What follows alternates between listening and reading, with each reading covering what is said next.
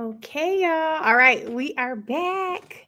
We are back. Thank you, Jess. Thank y'all for being here. This is going to be day 2 for the boyfriend beheaded case. For those of you who are just joining, this is the case of Devyn Michaels. She is accused to have beheaded her boyfriend, who is also the father of her husband. It's just too messy. It's too messy. I was trying to tell Mariah about it when we were driving back home, and she said, that sounds like a lot. Yeah, it's a lot going on in this case. Very confusing to try to explain that the victim has 2 children with the defendant, but the defendant is married to the victim's son. It's too much. Hey Jay, hey Jay. All right, so y'all, this is day 2. We already finished day 1. I don't know if I'm gonna get to day 3 today, but I might get to day 3. We'll see what happens today. And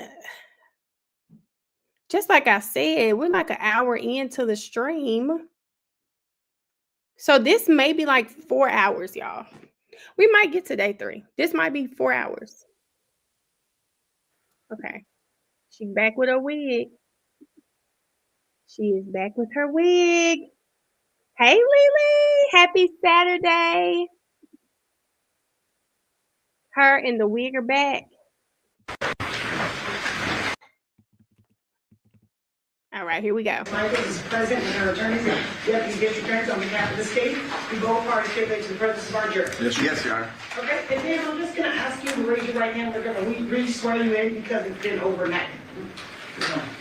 You solemnly swear or affirm the testimony you're about to give in this action shall be the truth, the whole truth, and nothing but the truth, so help you God? I do.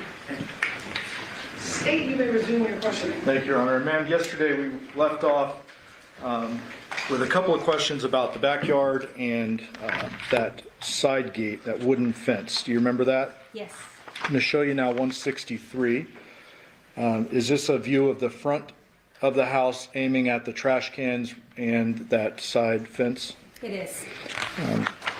164, those trash cans were opened.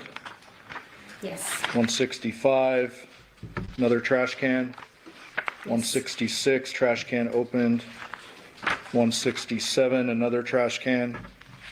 Yes? Yes. 168, that trash can opened. Yes. Correct? Correct. And search anything of evidentiary value found within those trash cans. No. 168A? This is that one. You good, yes. I believe by stipulation we move to admit 168A. Correct. 168? 168A. 168A. Okay, 168A will be admitted pursuant to stipulation. And ma'am, I mentioned yesterday we appeared to be missing a photo. Does this appear to be a photo showing the backyard and showing that gate where the fence would be out front? Where the wooden fence would be out front, yes. Okay, so does this now tell us both sides of the entry to the side of the house are obstructed? Yes. Did you and your team also go out and execute warrants on the vehicles out front? Yes. 169, ma'am, what are we looking at here? That is a photograph of the victim's truck and trailer that was parked out front of the house. Can you describe just for the record how it is parked? It's parked, I'm sorry, I don't know directionality, but it's just parked along the street right in front of the Okay, house. parked, I guess, wrong way on the street. Correct. And the trailer appears to be hanging out into the street a bit. Yes. 170. Did it appear that the moving trailer portion was somewhat empty, Yes. other than a blanket or something? Yes. 171, just another angle of that. Correct. 172, documenting the license plate, if you could read that into the record. 399ZUK.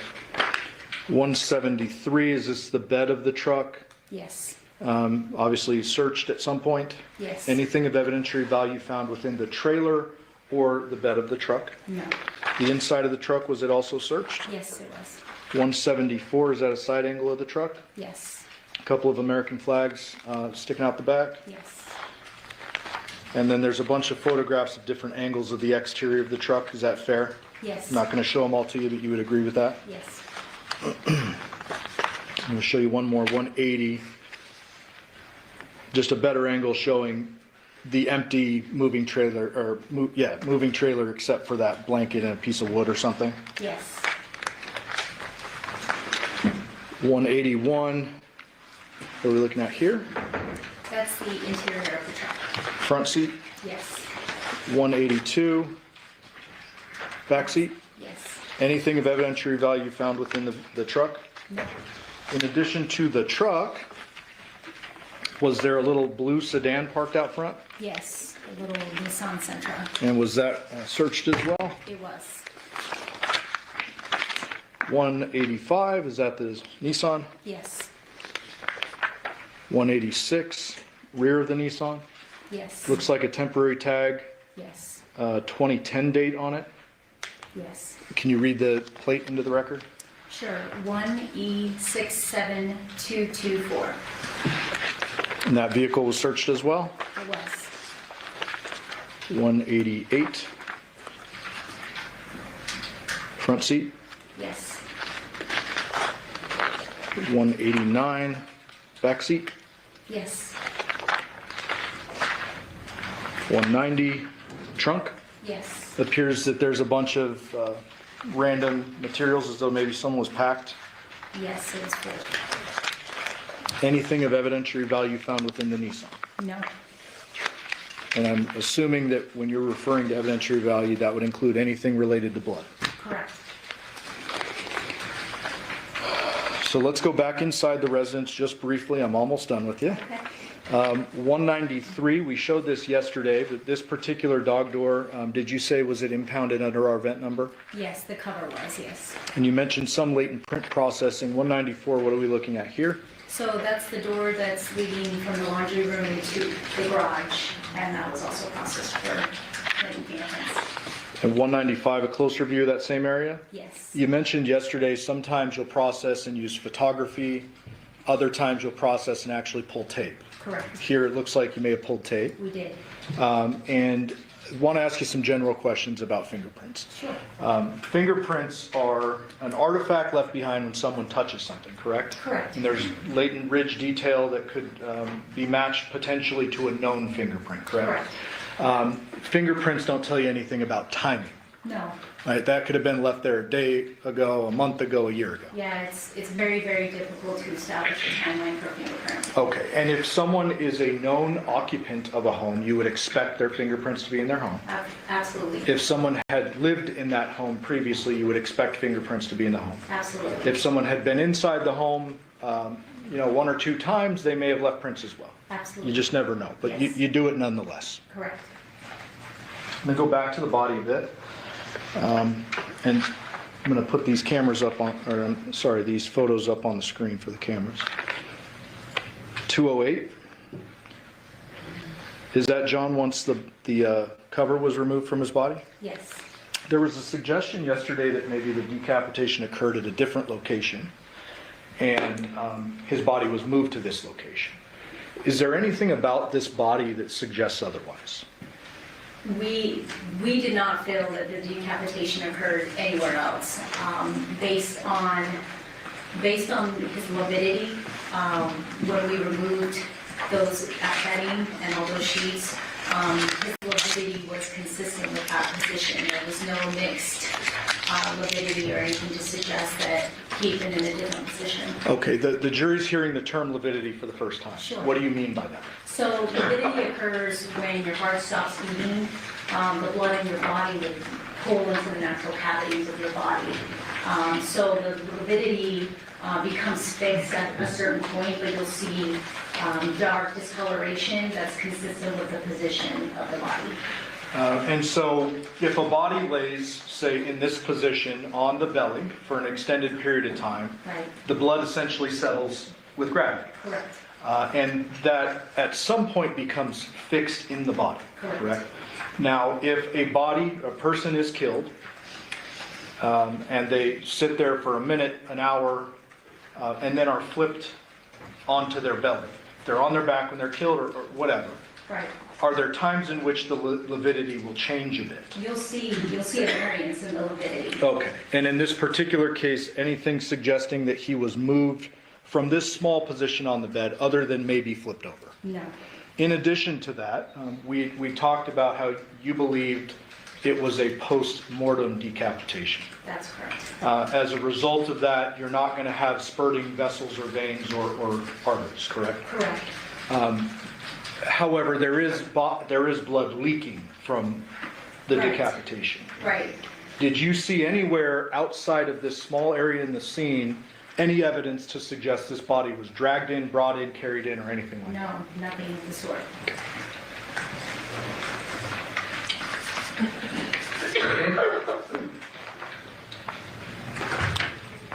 Showing you 212. Now that the cover is removed, can we see more of those what appeared to be chemical burns? Yes.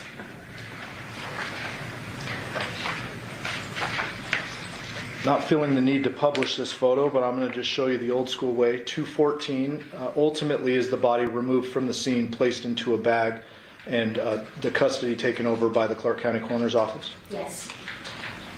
Ladies and gentlemen of the jury, I just remind you, you will have all of the photos that were admitted into evidence when you go back for your deliberations. Thank you, Your Honor.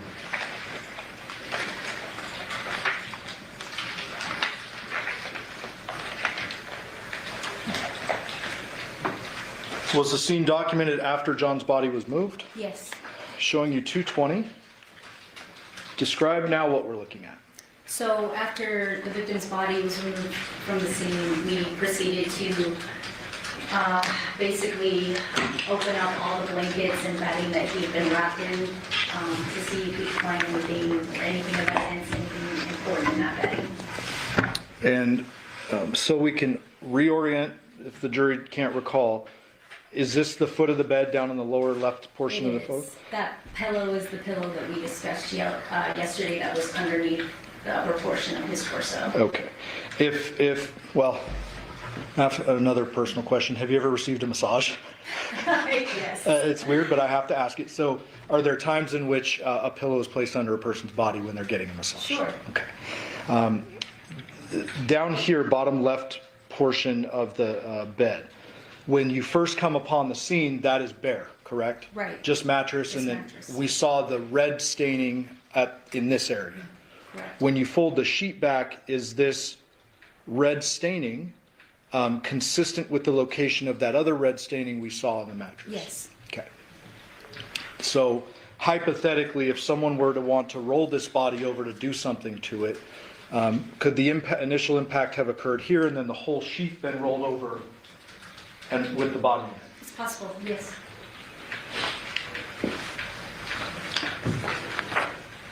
.221, another angle just showing kind of now we're peeling the layers a bit or getting different angles of the layers. Yes. .222, is this the remnants of the pillow and the blanket that were underneath where John's head should have been? Yes. I'm sorry, Counsel, which exhibit is that? The number?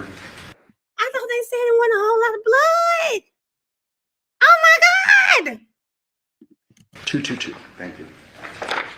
You're welcome. 223, what is this? That's a towel that was found towards the head of the bed. Okay. And now it's just been laid out for documentation? Correct, yes. 225. Are we now seeing the white comforter kind of spread out Yes. and a couple of blood spots in corresponding corners on the top? Yes.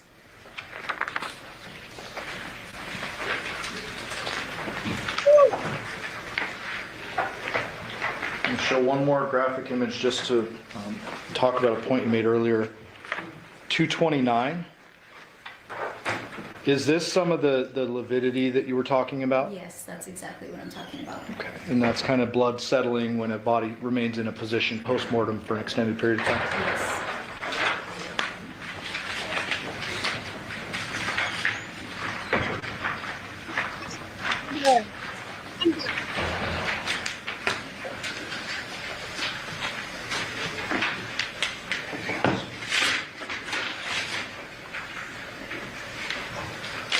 One last question. Did you observe any bleeding injuries to the victim's hands anywhere? None. Thank you. I'll pass the witness to you. Depends. Thank you.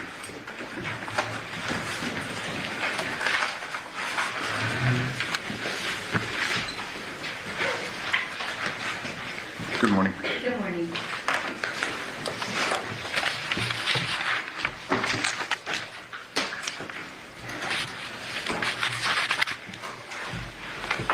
We'll just start with the last part of your testimony and address some of the testimony that you gave yesterday.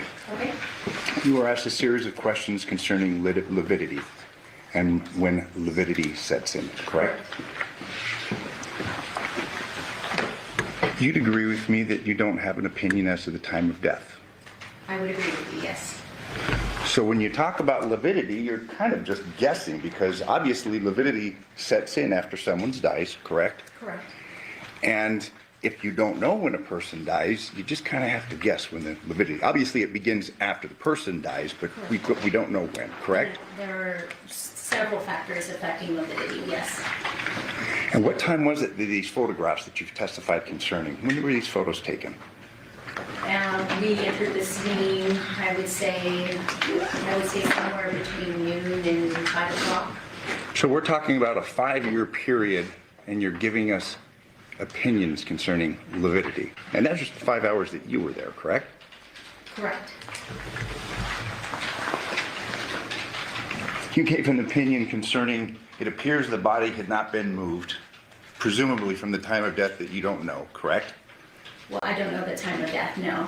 No, and that's my point. Yet you're giving an opinion concerning the lividity, correct? All I can base my opinion on is what I observed during the time that I was there. Correct. That's somewhere during that 5-hour period, correct? Based on my knowledge of lividity and based on what I observed while I was there, that's what I'm basing my opinion on. Let's talk about lividity. When does lividity begin to occur? I'm not a medical examiner, but I'm not comfortable answering exactly when it sets in. Thank you, and you're making my point. So it's pretty tough to say that this body stayed in that same place based upon the lividity and based upon my observation of it, correct? What I'm saying is that based on my observations of the lividity, there didn't appear to be any variance other than the position that he was currently in. Fair to say the body dies and it moves 2 or 3 times in a 1-hour period, you can't give an opinion concerning the lividity and when it set in and if the body was moved or not, correct? I'm not a medical examiner, and like I said, there are several factors that affect lividity, including the body itself, temperature, things like that. So, again, I'm not comfortable answering those questions.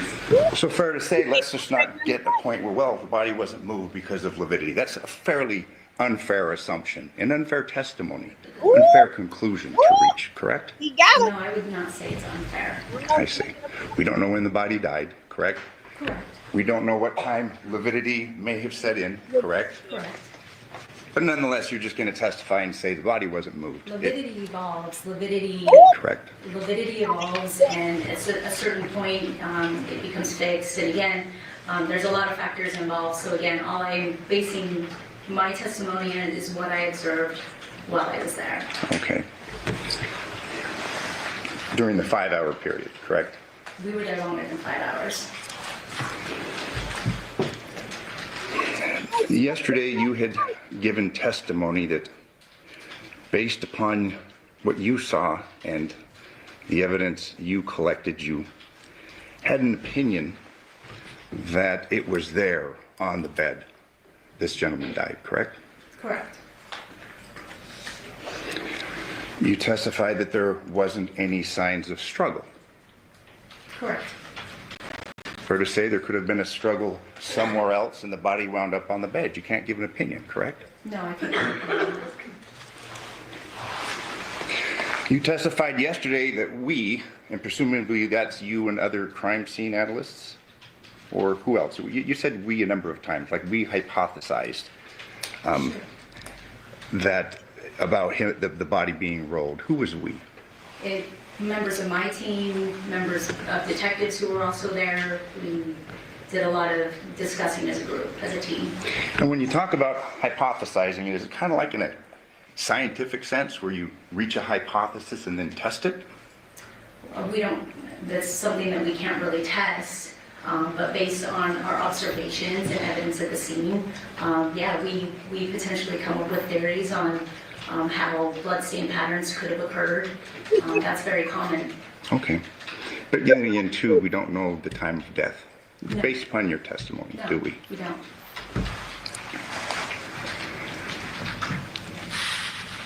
You had testified, again, about this assumption that the person died at that bed and then was beheaded.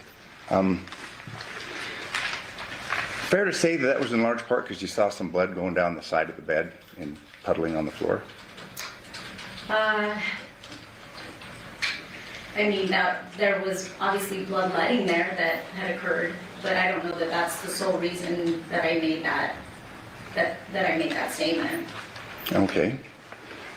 Well, we don't have the time of death. You testified that you observed that the head was severed, but you didn't make any observations of the injury, correct? Can you repeat? I get what he's trying to do, but and I'm sure the mom is going to come on. I get what he's trying to do. We don't know what time he was actually killed. No, we don't know. But the mama said last time I saw him, he was alive. So it is fair to say from the last time she saw him to the time she woke up at about 8 in the morning, within maybe a 8 to 10 hour span, he was killed. You don't know exactly when, but you have a window as to when he was killed. I get where he's going with it, but we have a window. Yes, you testified yesterday that the head was severed, but your testimony was that you didn't make any observations as to the wound, correct? No.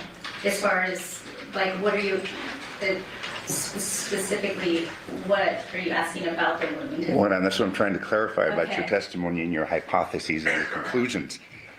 You testified yesterday that you did not observe or analyze the wound, correct? Well, I observed it up close, but I didn't make any determinations as far as what could have caused that or what implementations that caused the decapitation. I didn't make any of those specific assumptions. But nonetheless, you gave an opinion that the head was severed there, correct? Yes, that's what I believe, yes. Are you aware of how the head was severed? No, I'm not. What instrumentalities may or may not have been used in severing the head? I have read the anthropologist report at this point, but at the time, no. I Okay, didn't make any assumptions at the time, no. but you were reaching these hypotheses prior to reviewing the anthropologist's report. Not. My issue with him is she's literally the crime scene analyst. She's the crime scene analyst. She's there to take pictures. The detectives may ask her, like she said, we're hypothesizing about what's going on, but her word is not law. So you're wasting this time consistently trying to drill her about, did you know what weapon was used when that, like Ash said, that's not her job. That is literally not her job. So I don't give a damn if she thought your client and 20 other women came in here and did it. It's not her job. So it's like why are we beating this dead horse with her? Why are we beating this dead horse with this particular witness? A hypothesis about what instruments were used to cause the decapitation. Well, you're talking about the death occurred here, but you're not really clear on how the death occurred, correct? Or at least how the decapitation occurred, fair to say? How the decapitation occurred, no. You're aware, and since you've addressed it, hand-powered knife and mechanically powered saw, correct? Correct. You gave testimony concerning cast-off, blood, things like that, correct? Correct.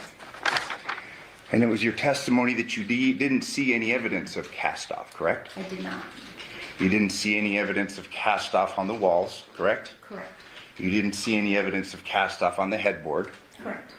You didn't see evidence of cast-off on the mattress, did you? No. You gave some opinions concerning blood spurting when a person's alive, correct? Correct. Fair to say that a mechanically powered saw would, the kinetic energy would cause cast-off? Well, it's difficult to say, and my only experience with hand-powered tools post-mortem involved being present for multiple autopsies at the coroner's office, where they use power tools to cut open an individual's head or do Y incisions, and no, I don't see any blood spatter associated when they do that. Morgue, the bodies have been refrigerated, correct? For a period of time, I guess, Yes, oftentimes, depending on when the bodies come into the coroner's office. correct. They're generally cold, aren't they? They've been sitting there for a while. They're put on And ice. I don't work down there, so I can't. Well, ma'am, you just gave an opinion Answer about that cast fairly. off. Just gave an opinion, ma'am, about cast off electric tools. That's a different set of circumstances than those circumstances that you saw in the photographs that you've been shown, correct? Well, you asked that if a high-powered tool was used, if I would expect to see cast off. And I'm not going to say no, but what I'm going to say is based on my experience with powered tools cutting into bodies, I have not seen cast off or And- spatter. And we were addressing your narrow experience in the coroner's office, correct? I mean, explain narrow. We're not talking about crime I scenes, don't are we? work down there, but I've been present for countless autopsies. He is coming across nasty, but I think his whole point is she has been allowed to testify to things out of her expertise. So yeah, like how we're saying, sir, that's not her job. As you continue to listen, his whole point is it's not her job. Why is she being asked these questions? Why has she been allowed? But I didn't hear him object. Did y'all hear him object? Because maybe I missed it. He was missing for that narrow. Maybe I missed it. I didn't really hear him object during her testimony. If you felt like she wasn't qualified, why didn't he object at some point? You've never seen a dismemberment of a body, head, arm at a crime scene, have you? I've seen limbs come off before, but I've never been present for that. Point time making, cast off, things like that. Correct. Fair to say? I've never been present for a dismembering at scene.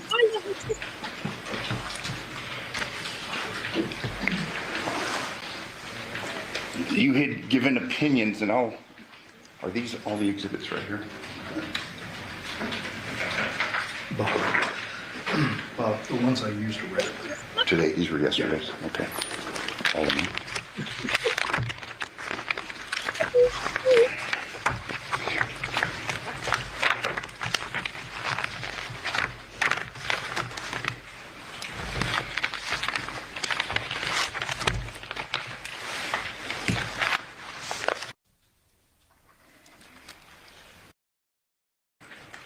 Correct. Body on the bed. Correct. You recall your testimony concerning blood here, blood over here? Yes. Appears to be two different spots, correct? Correct. You testified that you observed the blood, but you'd agree with me that you can't quantify the amount of blood there. No. Are you aware of how much blood is contained within the human body? Not exactly, and it depends on the body. Larger, more blood, correct? Absolutely, yes. You aware of the body that you took photos of, the measurements? Like how big he was? Yeah. We don't do that specifically. The coroner's office would take a weight and height. Didn't look at a driver's license? There was no driver's license at the scene. If I told you that person was 6'4", any reason to disagree with me? No. Fairly large body? Sure. That brings another point. Yesterday you had testified that you could have moved the body over, correct? I could have rolled a body. Have you done that before? Rolled a body in a bed? A dead body?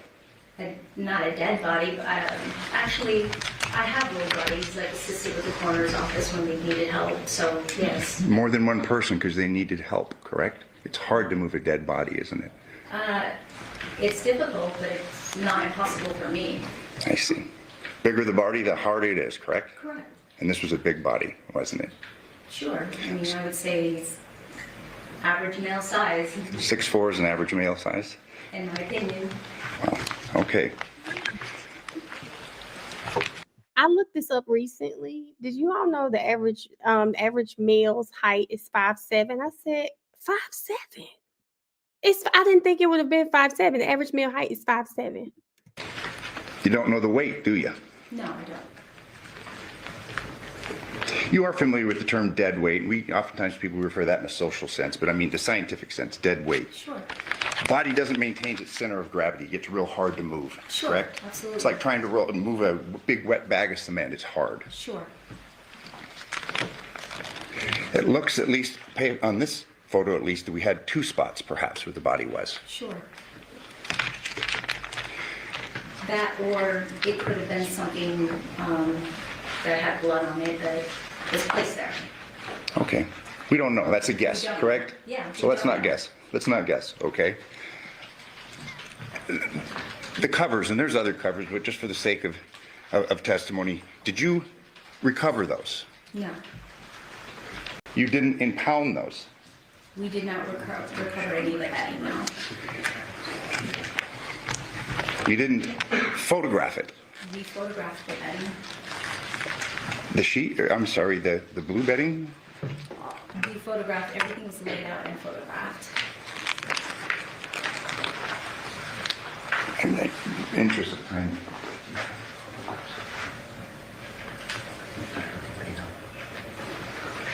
The colors, yeah, it's in that section. Is it in this? Yeah. This is slanted. I brought these things. Thanks, Mike.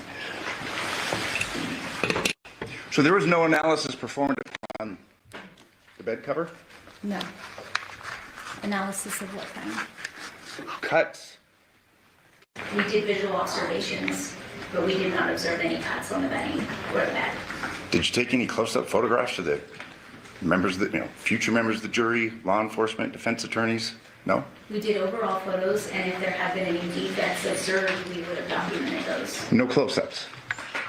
Close-ups of what? The bedding, where the body's found. We laid out the bedding, but like, a close-up would be something of a specific area or a defect or something like that, so. I mean, you're giving testimony about a head that you don't know how was cut off, and that somehow that happened there, correct? Correct.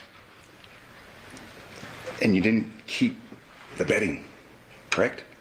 We didn't feel like the bedding had any evidentiary value to it. I may approach the witness. Yeah, obviously, you've gone through these crime scene photos. If you could please show us the photograph that you took. The photograph of what? Of the bedding that we're discussing. The blue bedding, specifically.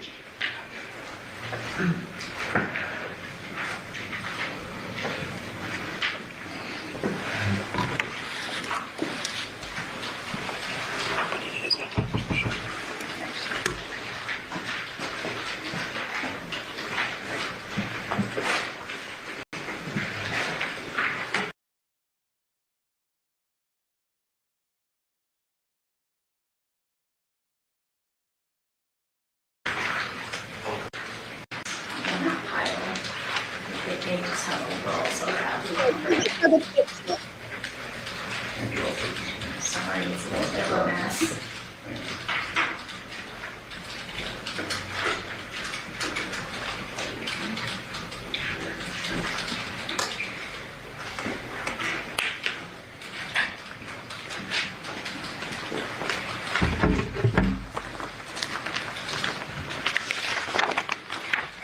State that you just pulled out? Correct? Yes, correct. Photograph 221?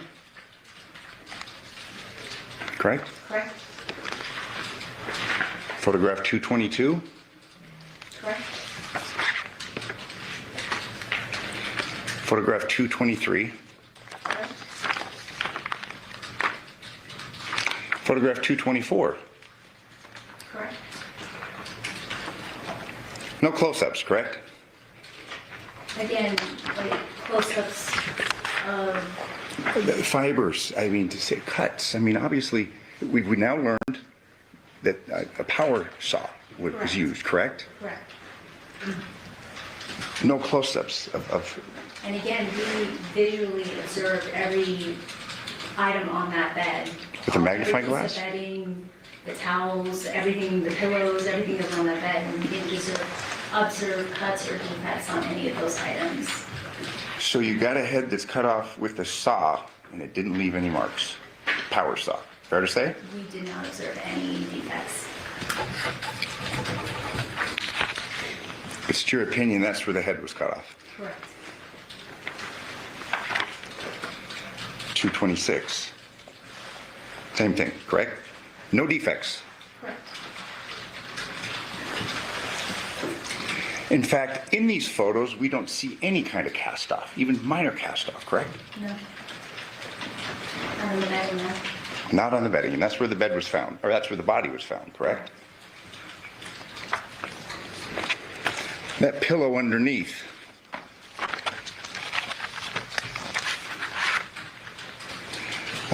You've given some testimony about getting massages, correct? About getting massages? Sure. Yeah, Yeah. getting correct? Yes. Head usually goes on the pillow, correct? I guess.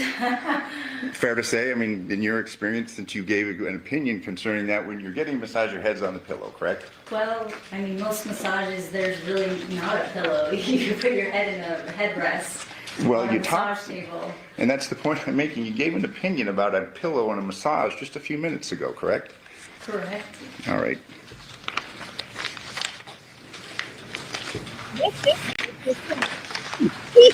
Yes.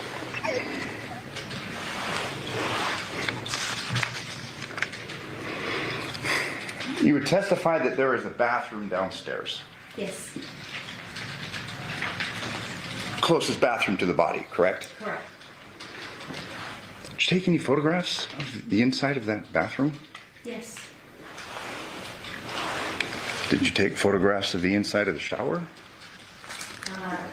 Yes. No. That's the one I had. The 168A. It's somewhere in there. Okay.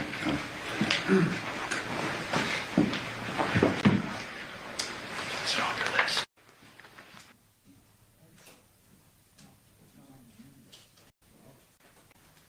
We're taking. You arrive on August 7th, 2023, correct? Correct.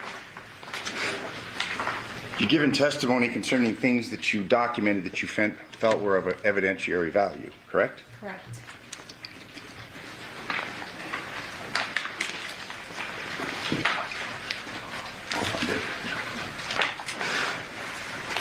Fair to say that you go in, you're taking photographs, but you're not perhaps aware of all the facts and circumstances that may have given rise to the murder charge or the death, correct? Correct. So you kind of go in there to do the best you can, but you may not have all of the evidence or all the necessary facts to make appropriate decisions as to what is of evidentiary value. We do the best we can with the knowledge that we have at the time, yes. Yesterday you gave an opinion concerning a ring, correct? Not an opinion, I was asked if we located a ring in a trash can, and I said no. Okay. You didn't inventory what you found and what you didn't find, correct? In the trash cans? Yes. We photoed like the interior of those trash cans, but we didn't write down everything that was located in those trash cans. And that's been provided? We have all the photographs of all these trash cans and their contents? I have the photos that I reviewed that I was presented with when I got here. You were asked several questions on direct. Did you photograph everything of evidentiary value, correct? Yes. You'd agree with me that when you were there and your team and you're taking photographs, a ring was of no evidentiary value, correct? If we had found a ring in a trash can, we would have specifically photoed that. That's atypical. In what sense? Well, most trash can items would be trash. Like you can see in one of the photos, there's empty water bottles, your typical trash items. I think a piece of jewelry in a trash can would be atypical. We would have documented that. But that's assuming that it's a piece of jewelry. It's made out of a fine metal, correct? Again, yeah, I think anything in a jewelry box or ring, something like that, I'm sure we would have documented. How about a rubber ring? Don't have an opinion, correct? We didn't locate a rubber ring. Would you have photographed it? I'm sure we would have photoed the contents just like we did on the other trash cans that there are photographs that we photographed the contents inside the trash can. Exhibit number 68, you trash can. It's your testimony that you photographed the contents of exhibit 68. Can you refresh my memory on what exhibit 68 is? There's a trash can that you gave testimony. Actually, it wasn't. It was admitted. How many trash cans were in the residence? There were 2 in the kitchen that we observed. Okay. Anywhere else? Downstairs? I'm sure there were, but I didn't make a note of how many trash cans were in the house. So we have to rely upon the photographs, correct? Correct.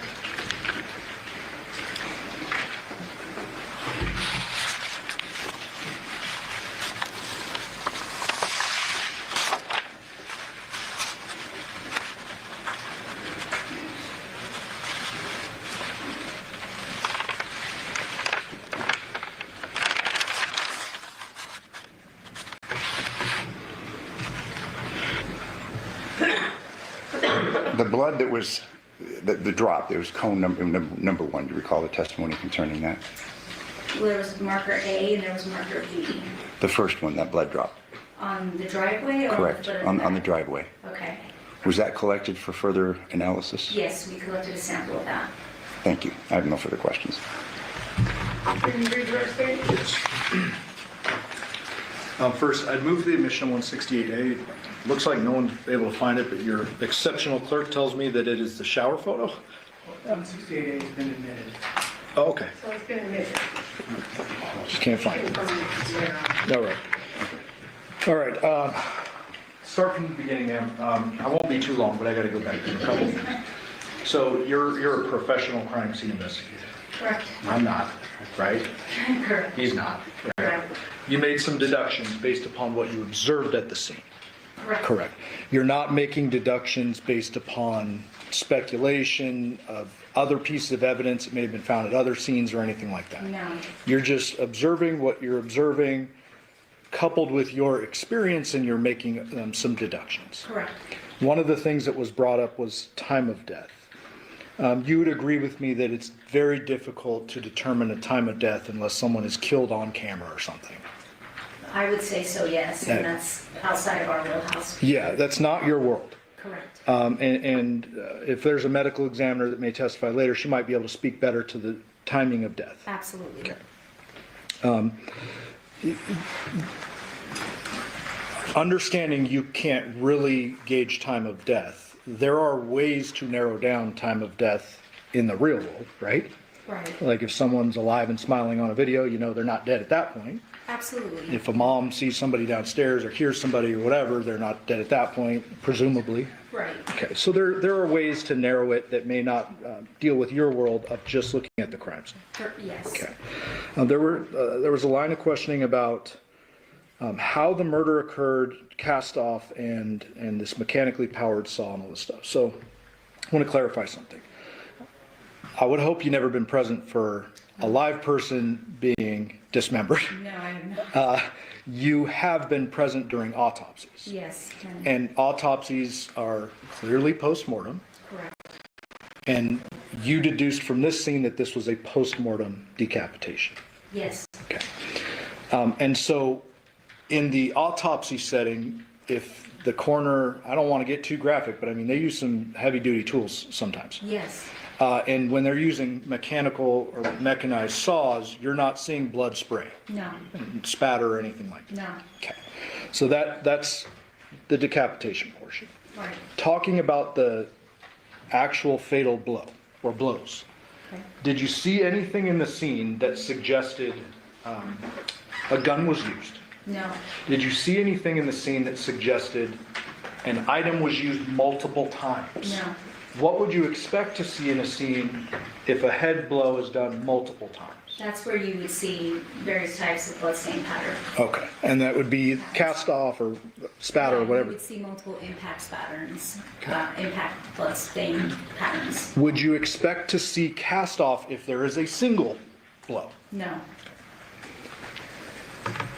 There was a discussion about John's size, and I don't want to get too morbid, but you can't estimate his height when he's missing his head. Correct. Right. Correct. And so you're just deducing based on what you saw of this headless body that you, a person of your size, could flip that person over a couple feet or whatever. Correct. Okay. There was a lot of discussion about defects in the bedding. I want to clarify here. So when you have a large item like a comforter, you and your team are taking overall documentary photos. Right. If you see a defect, especially on a scene where somebody's missing a head, you're going to zoom in and focus on that. Right. So what your normal process is, you're observing it, you're looking for defects, you don't find it. Right. If you did find one, that would be like a zoomed in photo, maybe an evidence marker or something like that. Yes, we would put something indicating that defect and take close-up photos of it. Now, you weren't there, you don't know what happened when he died, right? No. There was evidence that the person who did it cleaned up the scene because there's a big glaring thing missing from the scene, right? Actually, a few glaring things. Right. Weapons and head. Correct. No telling whether the person who did the cleanup job ditched another piece of bedding that maybe was covering his head when the decapitation, anything like that. It's possible, yes. Yeah, you just don't know. Correct.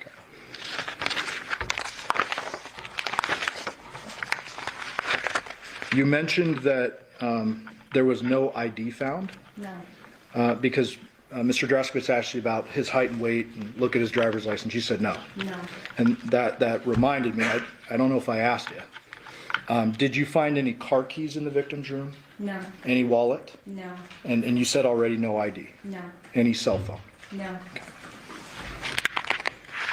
And then that last line of questioning about the trash cans. All the photos we've seen so far, those are overalls documenting the scene, correct? Correct.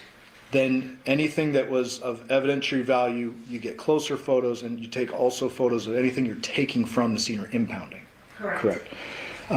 Fair to say that you and your entire team were fervently looking for the head.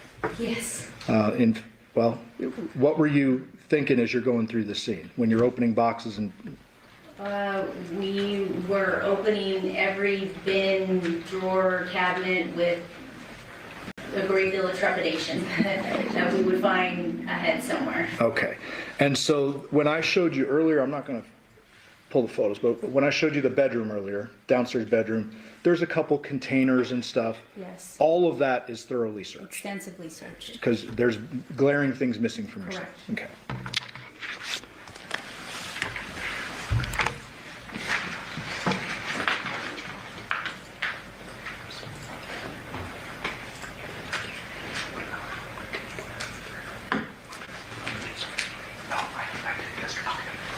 All right, thank you, ma'am. We'll pass it.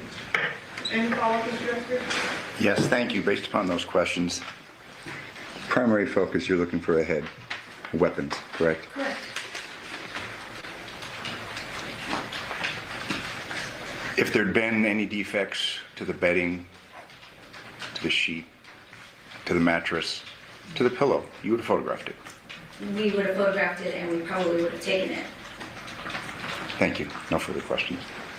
Any follow-up, sir? No, Your Do the ladies and gentlemen of the jury have any questions for this witness? Okay, seeing no response, ma'am, you are excused. Thank you very much for your testimony here today. Speaking to call your next witness? Nicholas Pappas.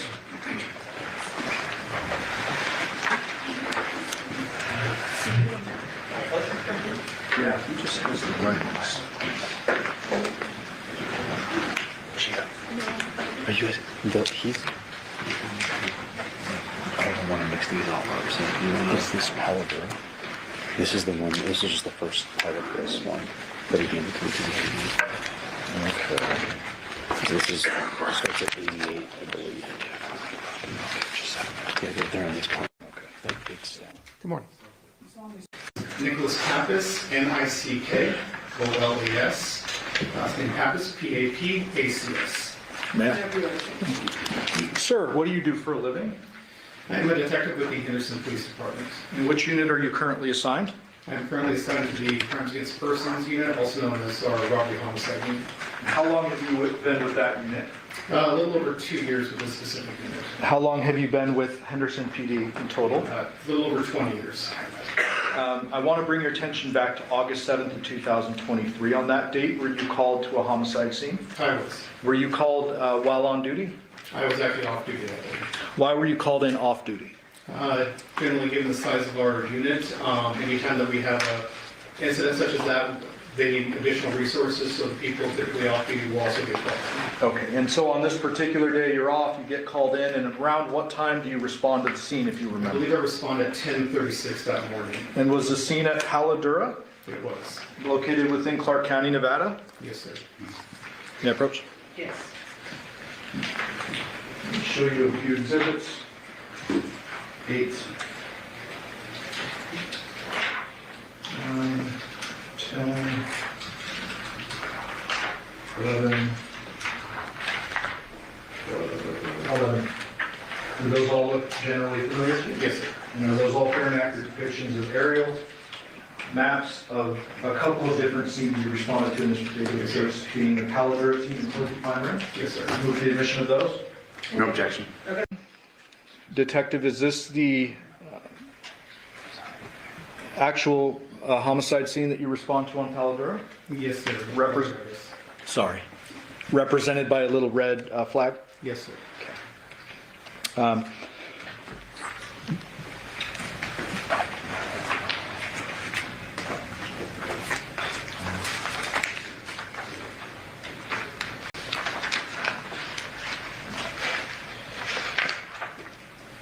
When you respond to the detective, what is going on at the scene?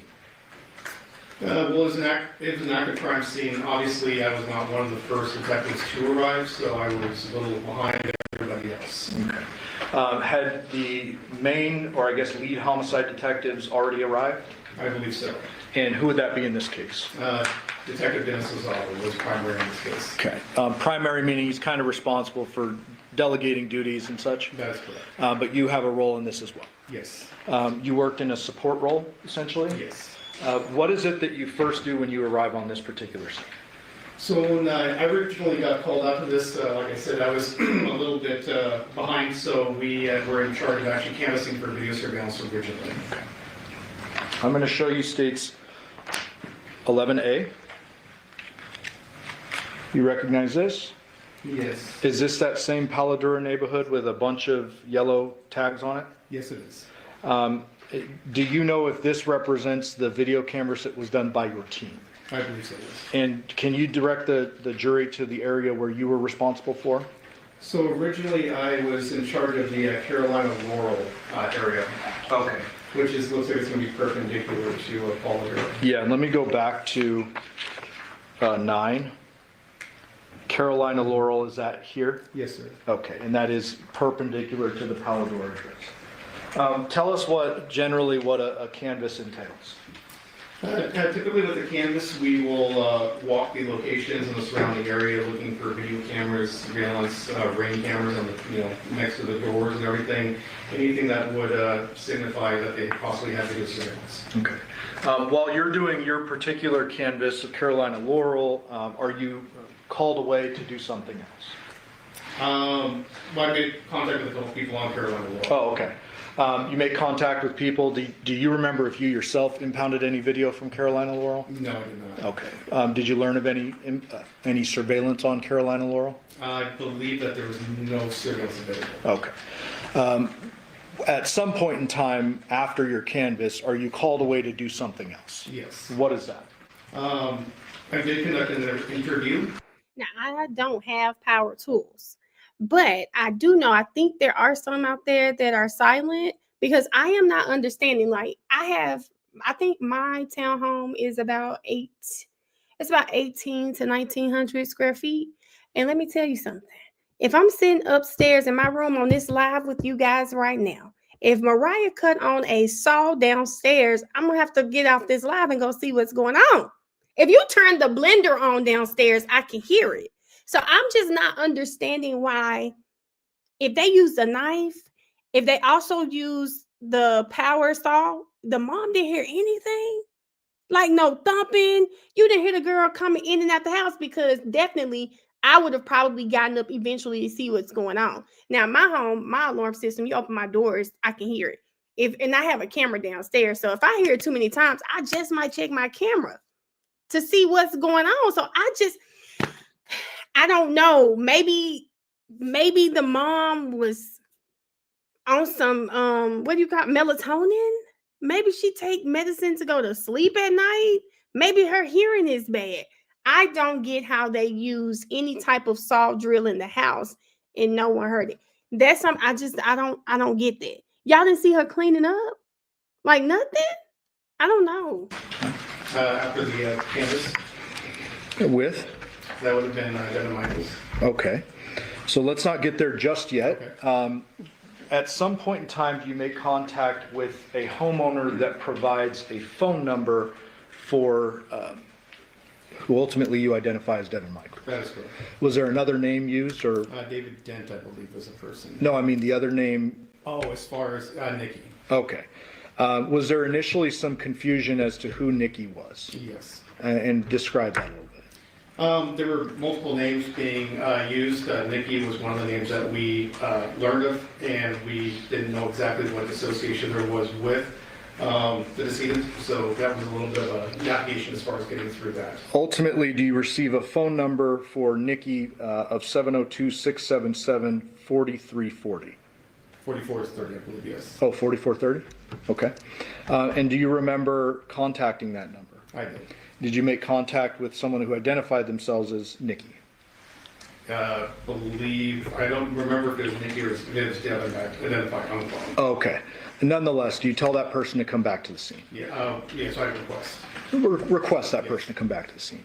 And that person does arrive? Yes. Do you see that person in court here today? I did. Can you please point to that person, describe something she's wearing today?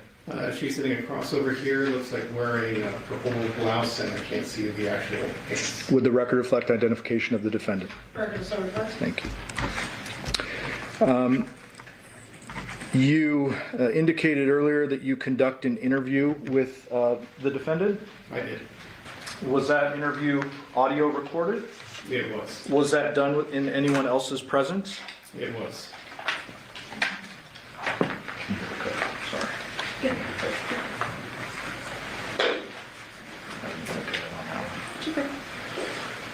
Who else was present for that interview? Detective Dennis Lozada was present for that. Okay. I want to ask you, just generally while we get it booted up, I apologize. At the time you interview the defendant, are you treating her as a suspect, a witness, an unknown? Like, how are you approaching this? It was an unknown at that point because we really had no idea what was going on. Okay. Did you have some preliminary information from a woman by the name of Yoko? I believe so. Okay. But is this more of like an information gathering, not like an interrogation of a suspect? That is correct. Tell us generally what's the difference between an information gathering and like a full-on interrogation. I'd say like in an information gathering type interview, we are literally trying to solicit information as far as what's going on because we don't have all the details.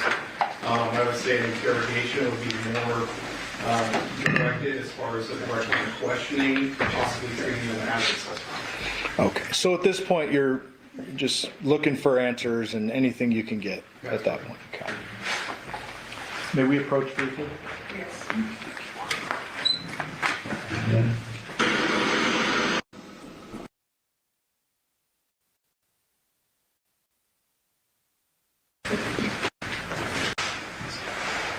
Judge, I would move for the admission of 618.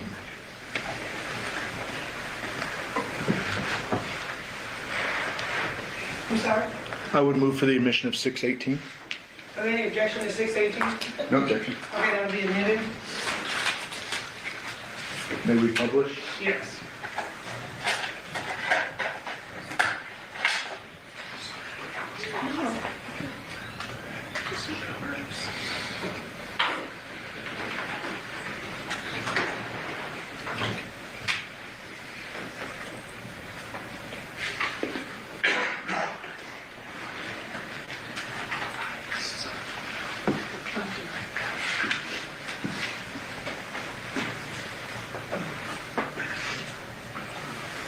And this was an audio recorded interview? Yes.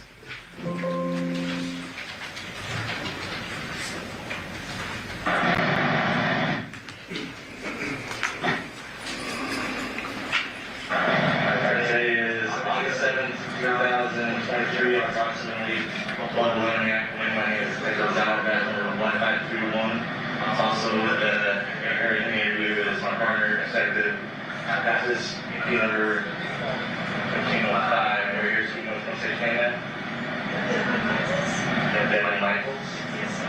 And we are here in reference to DR 23-1522-209. And we're in my detective vehicle parked near 2690 Holiday Road Garage. So, yeah, I know we considered vehicle already told me that Johnathan was found deceased this morning. Okay, so we. Detective, we're going to pause that 46 seconds in. Judge, we have a bit of an echo going. May I inquire if the jury can actually hear what's being said? Are there any issues? Okay. Thank you. As well as, please remember, ladies and gentlemen, you will have this recording with you because it's been admitted into evidence, so you will have it for your review during the deliberation.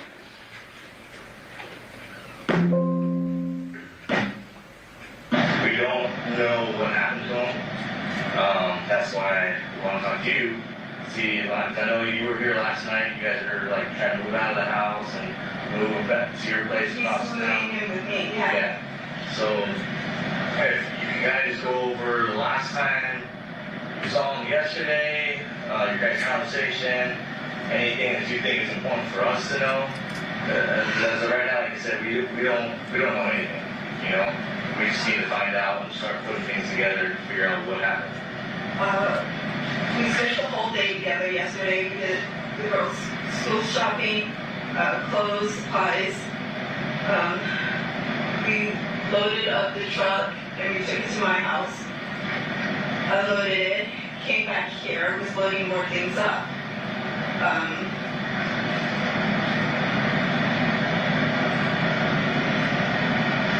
That was it. We just unloaded things. We ate, drank a little bit, smoked a little bit, but that was it. Like, nothing abnormal. Okay. What time were you guys here last night? Often on different times. I know, like, we left like at 9, I think. Got back, I think, at 10. And then I know I left, but I'm not sure what time. I was talking to Yoko, so she would have an idea of what time I left. So last time you talked to Yoko was that after you talked to Yoko last night was when you left, or after that? Shortly after that, yeah. Okay. Because she was cleaning up and I was cleaning, like, the bottles and stuff like that up.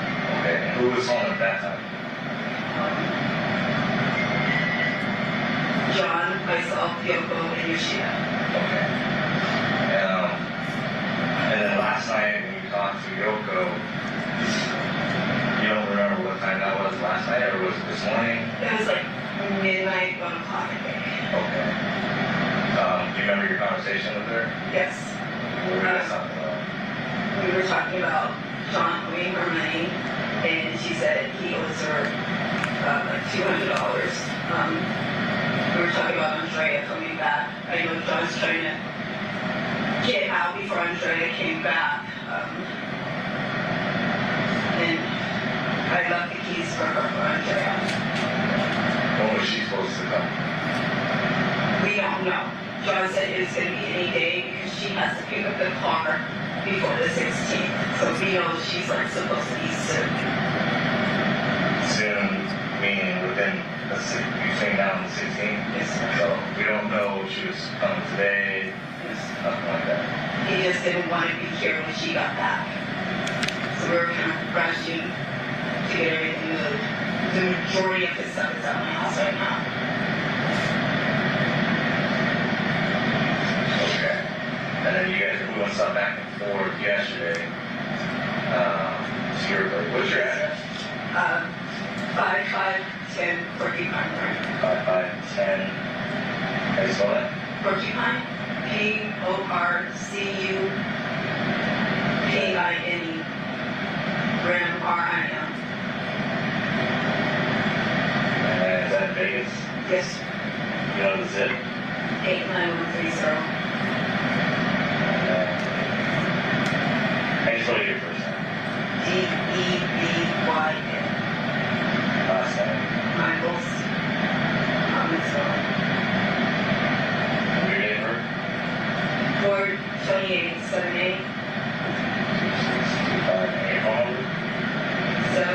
677-4430.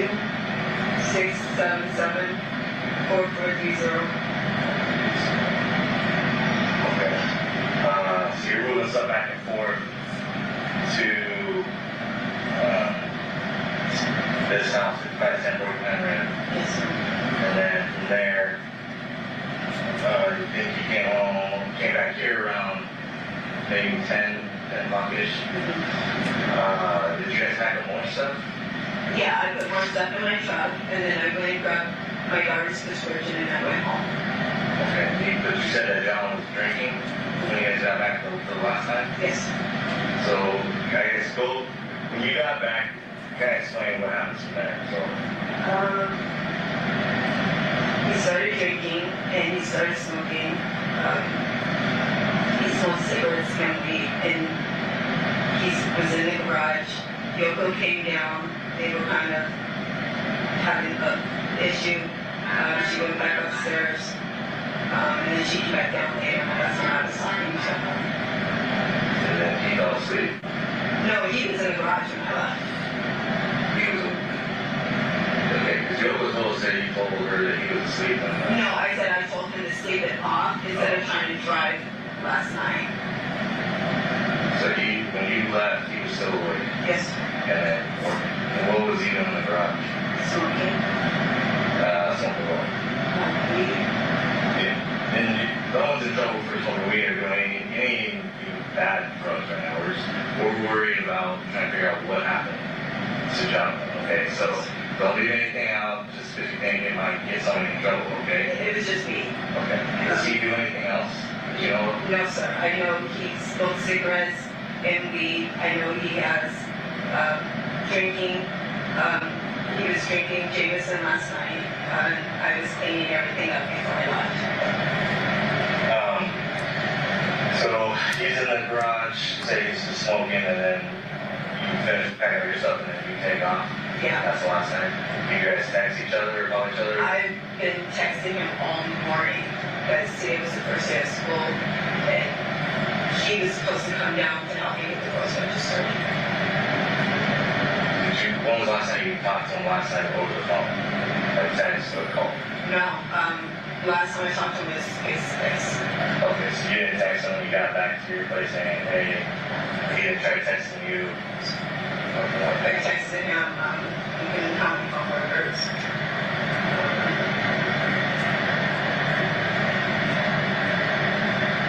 I texted him.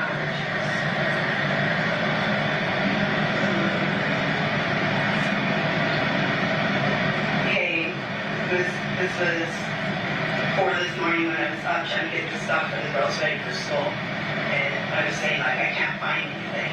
And then I've just been calling and texting and haven't heard anything. Okay.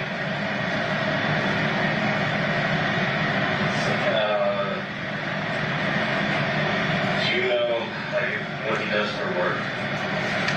He's a handyman, so he does odd jobs here and there. Like side jobs? Yeah. People just call him, and they'll just do things like, Mom said something about like the moving and stuff. Does he move people too? So he just does any kind of odd end jobs. How long has he been doing that for? A few years.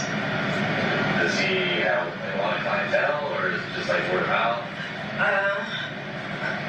I think it's more word of mouth. I don't know his clientele.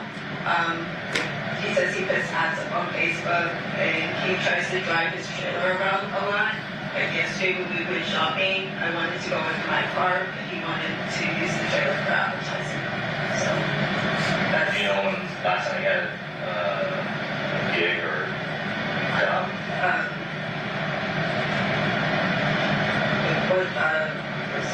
Friday. He did something on Friday. I don't know. He was moving somebody's stuff. That's the last job that you know that he's done? Yes, sir. He texted me for it. I don't know who it was for, but he told me how much he made and everything. Okay. But I don't know any of his friends. He talks about someone he works with named Andrew. I know David, that's the neighbor we've gone to his house. But I don't know who he works with. I don't know. I just don't know anybody of that nature. I know names.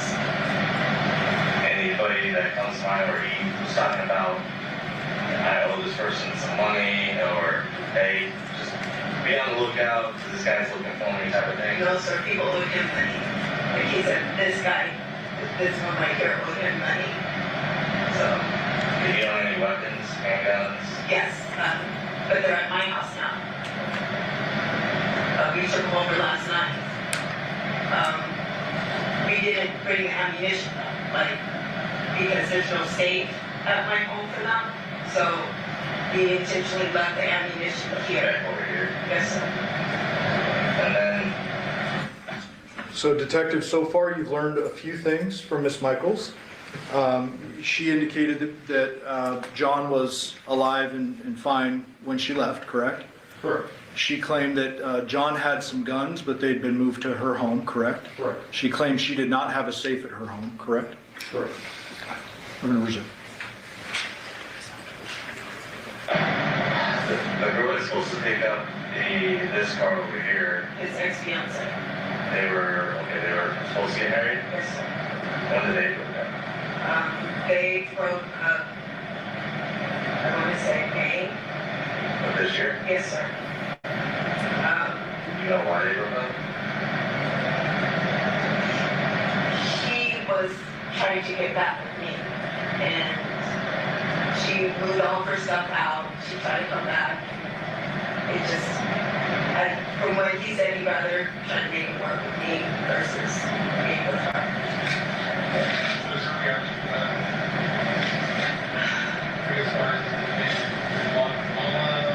He says that she's been trying to text him and he hasn't been answering. So.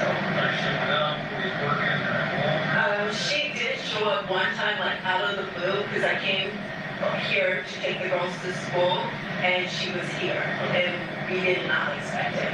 But that blue car, she's supposed to be driving back to wherever she's at. But I don't know, I think it's Utah, but he said she's coming because it has something about the 16 on it, like the tax or something. And Yoko, I left the keys for Yoko, just in case she did, and someone will stand for her, so. You mentioned earlier, like, when you were first talking to Willie, you guys were trying to avoid her, because the SARS were not over or shutting down. Is that like a constant problem with her?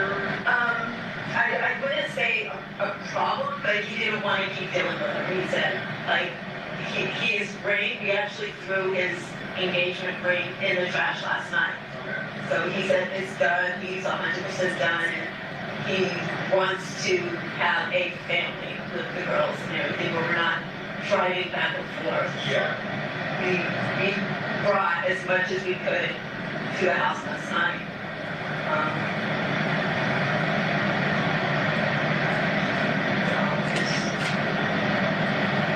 Literally, we were doing this last night to get him out of the house.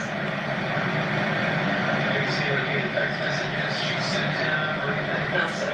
He just said that he was done, and I just kind of took him at his word. And she wasn't willing to do that? I don't know if that was the case. I think, She was wondering, no, I think she was trying to get back with him because her situation wasn't working out. And she left with some other guy, and it wasn't working out, based on what he was telling me. And he kept saying that she was reaching out to him, and then I think some girl named Melissa started reaching back out to him. Yes, sir. And he said she reached out to him on Facebook. What's Jonathan's phone?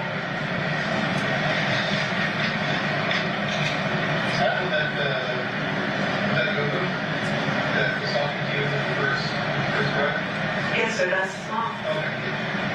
Yeah, I was sitting there talking, 702-561-9242. Yeah, I've been trying to reach him, but I just thought his phone was off again, because that's normally what happens when I can't find him. Like from non-payment. Yeah.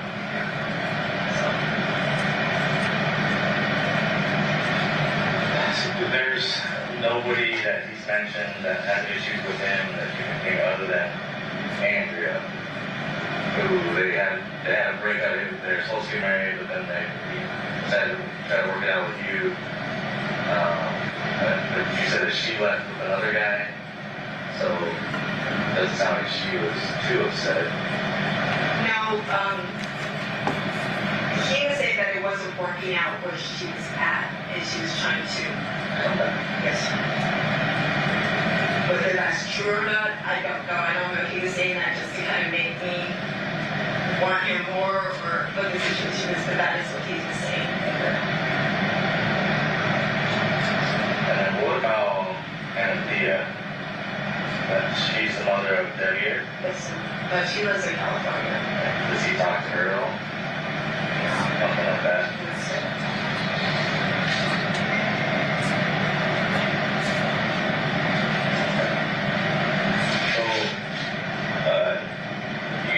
When did you guys start talking back?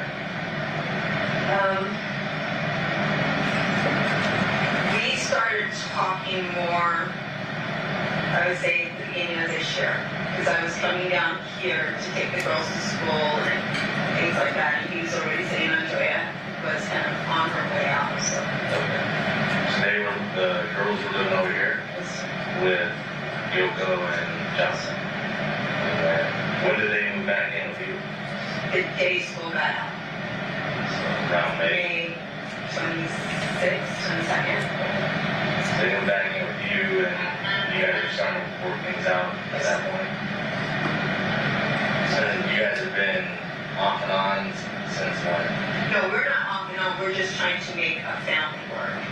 Like, we're not physically intimate or anything like that. We're just trying to, because the girls really want us with one house, yeah.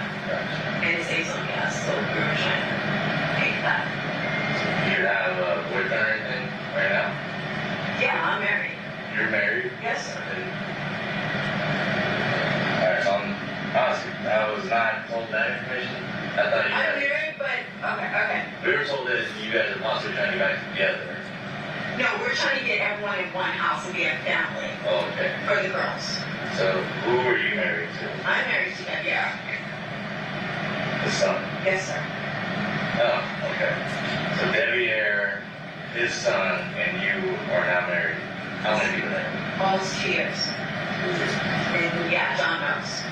So it wasn't like you guys trying to get back together, like you said, intimately. He's just gonna move back in with you to be with the girls. Yes, sir. Was there a reason for that? Just for the girls, or was there other? It benefited everyone. He was having issues here. Yoko was trying to, get him out, and he needed advice. Devyn was good with having Dad come back, even though I wouldn't say good, but he understood. It wasn't his first choice for everything. And then I spelled Devyn. D-E-V-I-E-R-E. D-E-V-I-E-R-E. Yes.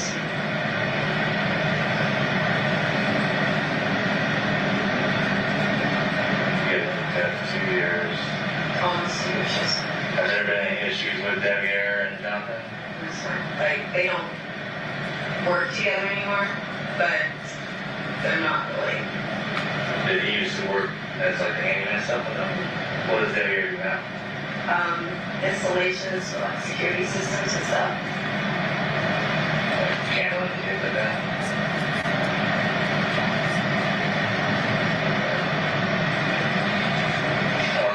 Just taking the cameras down. Who did? John and I, we had just taken the cameras down. They're at my house. The ones they were working cameras on the house. When did those go down? Last night, we just brought them over. Or you just took them off last night? Yes, sir. There's no cameras left on that wall.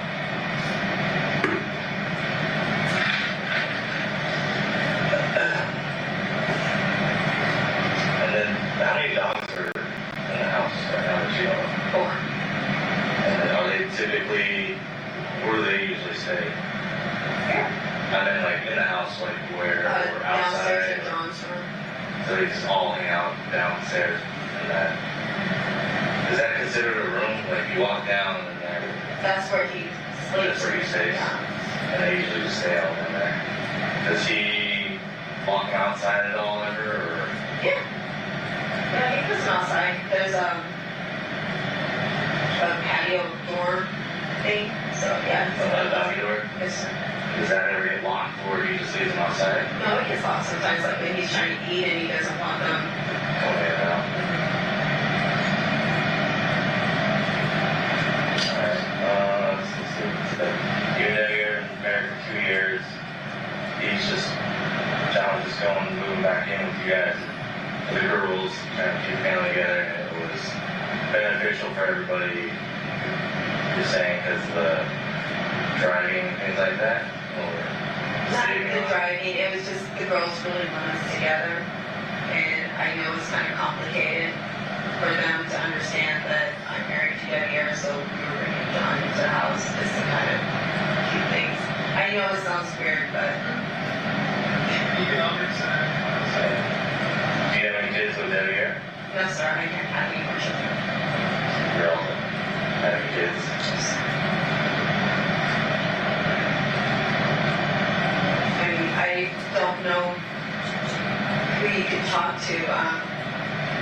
The neighbor, David. I know John was supposed to go over there last night. you guys go with that. He's doing like a crowd play thing. Like some kind of seafood boil Party or thing, something. yeah. And then, did Johnathan have any workers that he had? Oh, yeah. Like any normal, like day to day, or was it always something different? He had a few that were pretty routine.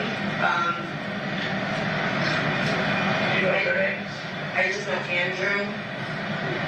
I think the neighbor on the other house to that way worked with them sometimes. You know his name, by chance? I want to say his name is David. David? Yeah, not this guy, but David. You know Andrew's last name? You don't have Andrew's number, do you, by chance? Would Debbie or know who Andrew is? That they work together? I don't know.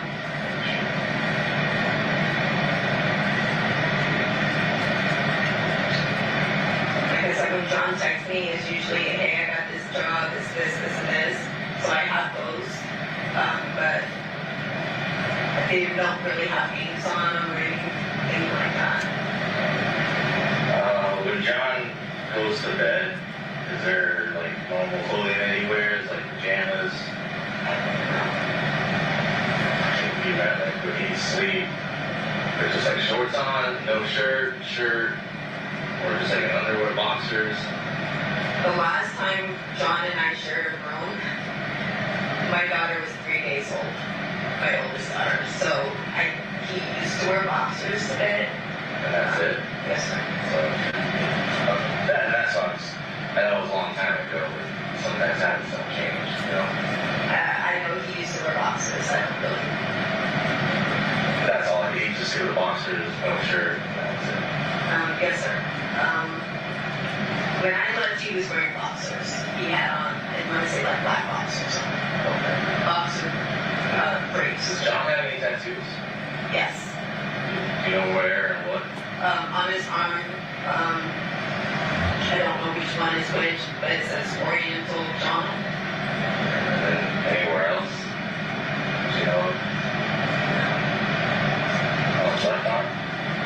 One on each arm. I don't know Oh, like which one. Oriental down. Yeah.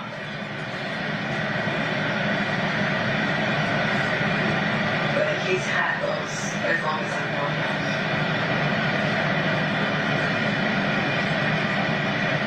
So you guys been moving his stuff out of here, or was it the girl stuff?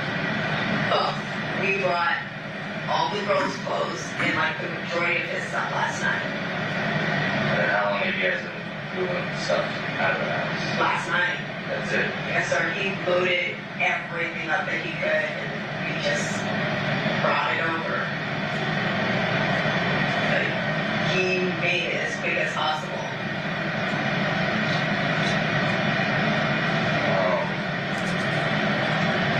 And you're saying Devyn was good with this arrangement? He was okay with it. I wouldn't say good is not his first option, but he understood. You're saying he understood that it benefited everybody? Yeah, it wasn't like there was a lot of animosity about it. And The biggest problem was the dogs. when you guys were starting to talk to each other again, you and John, you say you haven't been into it together since for how long? 2018. Do you know anybody else that he might have been dating, or Andrea? Everybody. He was dating Sarah, Andrea, Michelle. He was just like, when we separated, he was just Going on dates like crazy. Yeah. So I don't know how many. He said he had 5 girlfriends at one time. As far as you know, he wasn't selling like anything illegal right now. No, his hustle was to go to the Goodwill, buy things, and then try to resell them. Off-road or something like that? Yeah, that's why, like, if you look in the backyard, there's a ton of bikes. So he just buys stuff. He would get, like, turf and just random things from his jobs, and then try to resell them. Like, it seemed like he was trying to do better than what he had been doing in previous years.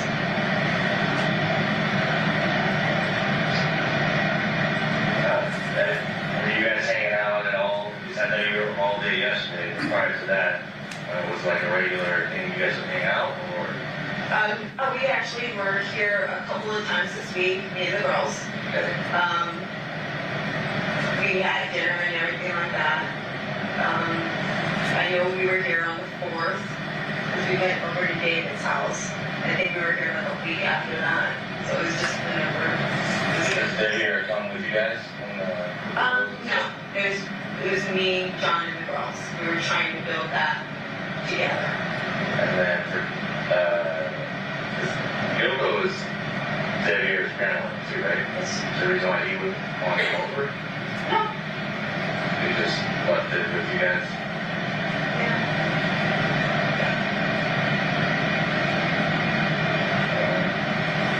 Any additional questions? For the same practice? Okay. Well, we have your phone number, so if there's anything extra that we need to talk to you about, we'll give you a call. Okay? Only thing I said, Motion 1243, and that's it.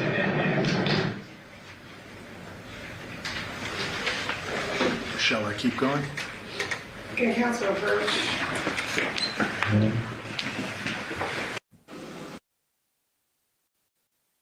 Minutes, either by voice, phone, email, text, internet, or other means of communication or social media. Consult the dictionaries using the internet or using references.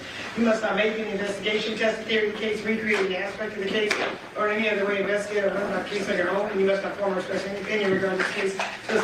Referenced. The president is president.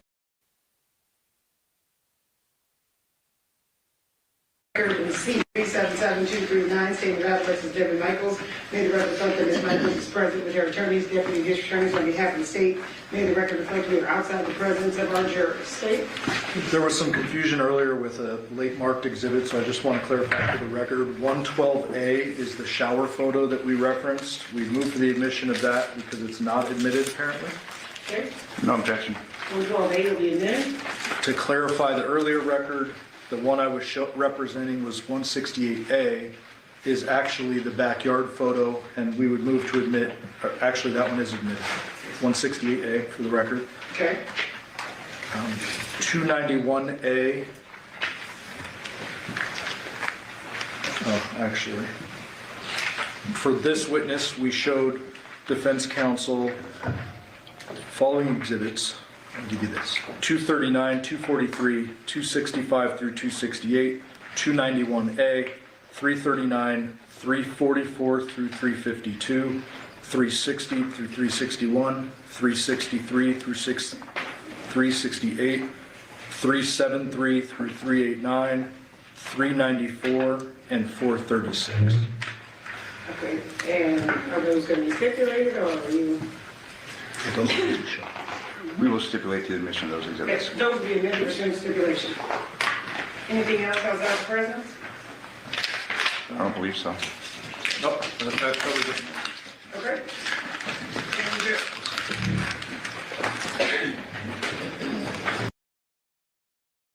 At least they seem like they cool, because I can't even imagine the the attorneys from Karen Reed or YSL walking over to touch each other at all.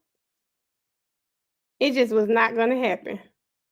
Well as like a converted living room section that was more of a bedroom. And is the converted room where John's body was found? That is correct. Okay. So let's start with upstairs. Was there anything of evidentiary value found upstairs? No. Anything of potential evidentiary value found in the kitchen area? No. Anything found in that level where the kitchen is? And then let's focus in on the converted room, John's room, I'm going to call it. When you went into John's room, did you get an overall perspective of the scene? I did.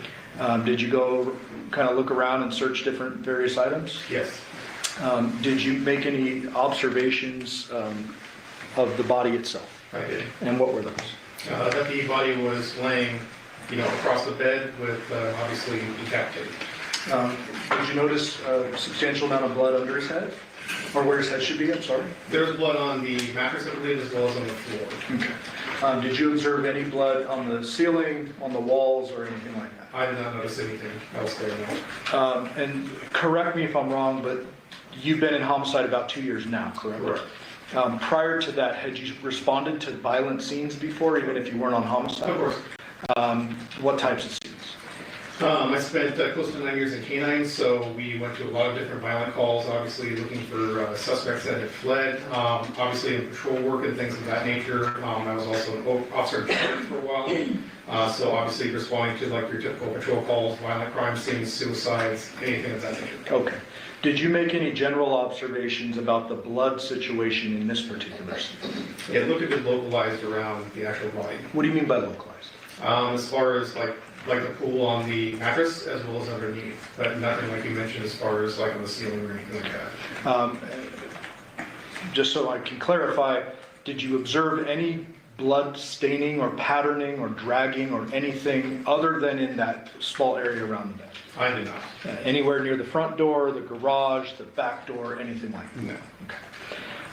Did you observe any of the victim's personal belongings, such as his wallet, his truck keys, his phone, or his social security card within the scene? I did not locate those items, no. Did you observe any weapons that could have been used to do this crime?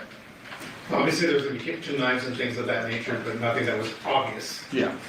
Nothing in the room? Not that I located. No kitchen knives in the room? Not that I recall, no. You're referring to the kitchen knives in the kitchen? Yes, correct. Any of those, did those have any apparent blood on them or look to be No. dirty, I guess?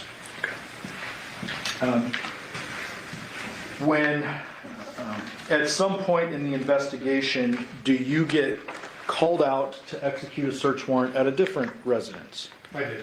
Where was that? That was going to be at, I believe, 5510 Porcupine Road. Showing you what's been admitted as 8. Do you recognize this generally? Yes. And what does this appear to be? That looks like, obviously at the top, it's going to be 5510 Porcupine Rim Street. And then down at the bottom, it appears to be the Paula Cura address in the city. Okay. And the information on the left, does that look like just a general Google mapping? Yes. And it appears here that there are a couple different routes you can take, but overall it's about 32 to 36 minutes between the two via a vehicle. Yeah, it looks like that appears to be what the route says. And this particular route that's highlighted, it says 25.8 miles. Is that fair? Yes. If you can see that.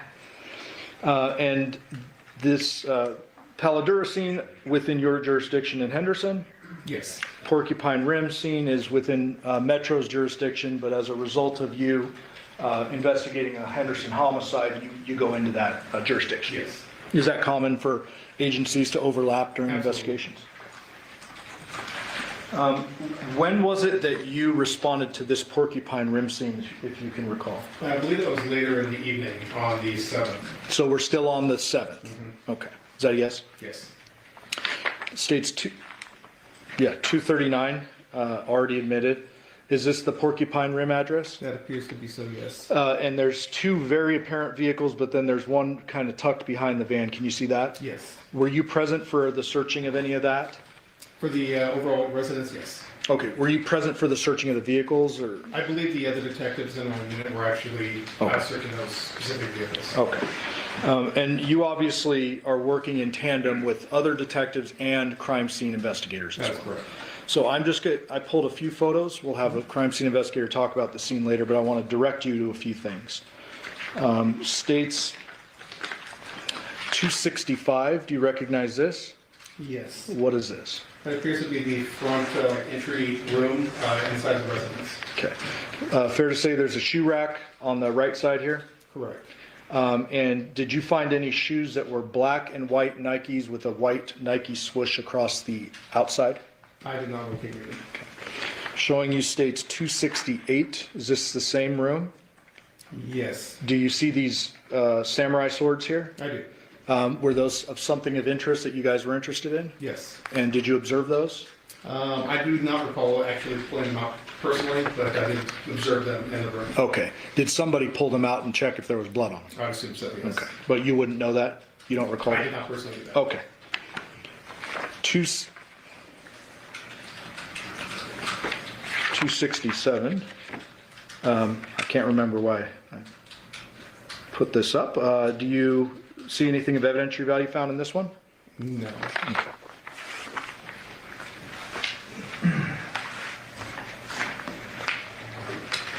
$291A. Did you participate in any of the upstairs searching? No. Oh, okay.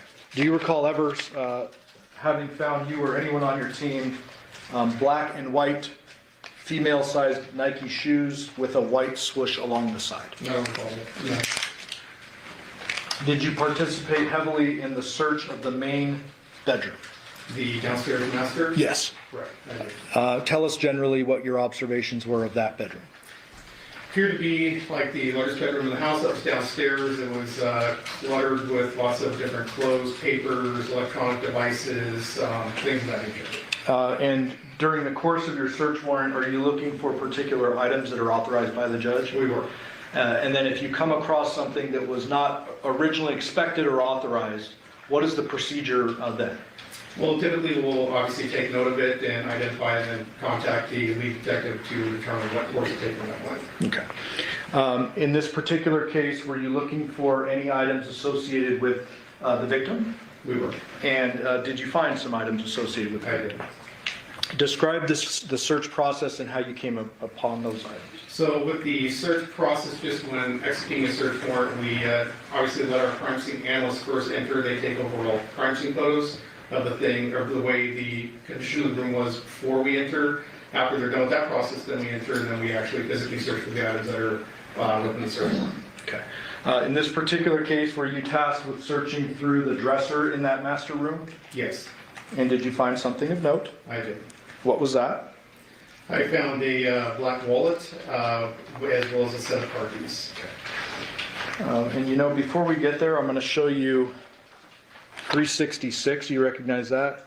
Yes. You remember where that was found? I believe that was on the bed. 373. What is this? That looks like the same bag with a cell phone. Okay, and then we have some items that appear to have been removed from that bag. Appears to be, yes. 374, was that an item that was in that bag? I believe so. 367, is that another item that was in that bag? Yes. 368, is that another item that was in that bag? Yes. Before the camera goes and broadcasts that to the world, can I borrow your light? Fair to say that's a social security card, sir? That appears to be yes. Just for the record, I've redacted out the social security number, Judge. 368.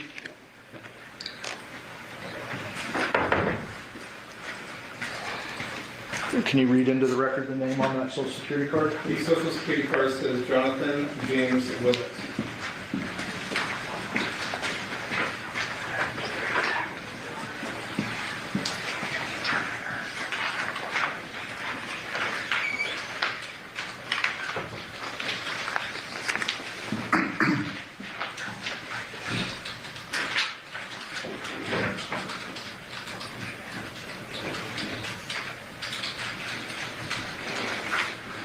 $394. Is that the contents of that wallet? It appears to be. $395. The rear side of the contents? If you zoom out a little bit. Oh, sorry. Yes.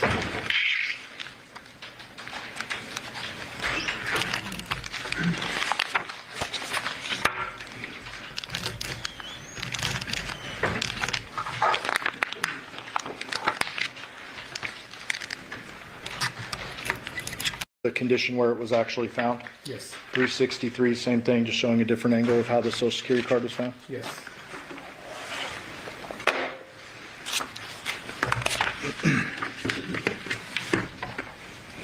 You mentioned searching the dresser. I did. Showing you 344. You generally recognize this? I do. So tell us about the search and how you came upon this item, and was it in this position when you first found it? So when I first found it, it was actually in the top left drawer of the dresser in the back right corner, buried under like women's lingerie, underwear, things of that nature. The items, which were actually the wallet as well as the Chevrolet keys, were in a series of bags. So like the wallet and the keys were in one bag, and that was tied off, and then that was in another bag, and so forth, I believe, for a total of 6 bags. Ultimately, do you document, you and other people document the process of unraveling those bags to see what's inside? 345, unraveling the bags? Yes. 346, unraveling the bags? Yes. 347, is this the innermost bag? I believe so. And I note the person holding it is wearing gloves. Yes. Is that you, do you know? More than likely, I believe it is. Okay, anyone who touched this bag within the scene, would they have been wearing gloves? Yes. And what's the purpose of that? Just basically prevent contamination of the crime scene as much as possible. Ultimately, is that last bag opened? I believe so. There could be one more. I don't. Okay, let me show you 348. Ultimately, I mean, every bag is opened. Yes. And what is inside? So that is a black wallet with Jonathan's driver's license as well as a set of Chevrolet car keys. 349, a little closer image, it shows both those items. Correct. 350, there's the truck keys in there. Yes. 351, just a different angle of both items. Correct. And 352, that's the outside of the wallet. Yes. Ultimately, 436, that's photographed later, correct? I believe that was, I believe that was taken by a crime scene analyst somewhere else. 360, what are we looking at here? That would be the bed in that same bedroom. And what is this item here? That is a blue striped dress. 361, same dress? Correct. Appears there's a notebook next to it? Yes. Did that notebook contain anything? I don't know if it was that specific notebook, but there were various, I believe, notebooks in the area. Were there various notebooks and writings in the area? I believe so. 335, does that show some of those writings? Yes. 336, is that zoomed in on the one in the center of the photograph? Yes.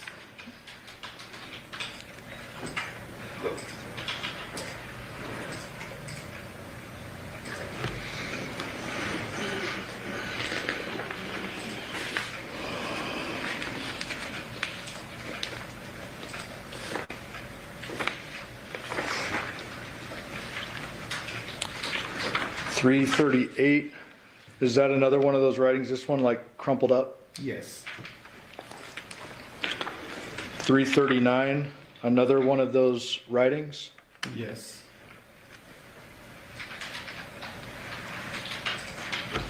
My boy person. Hold on. Hold on.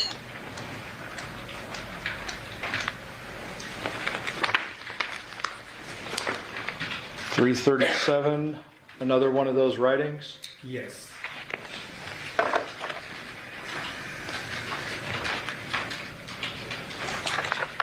376, another one of those writings? Yes. And this starts with, so it has been officially 3 days since Devyn and I have stopped talking. He doesn't really seem too phased. Yes. 337, another one of these writings. Correct. 378, again, another. Yes. 379, another. Yes. 380, another. Yes. 381, another. Yes. 382, another. Correct. 383, another. Yes. 384, another. Oops. Yes. 385, another. Yes. 386, another. Yes. 387, another. Yes.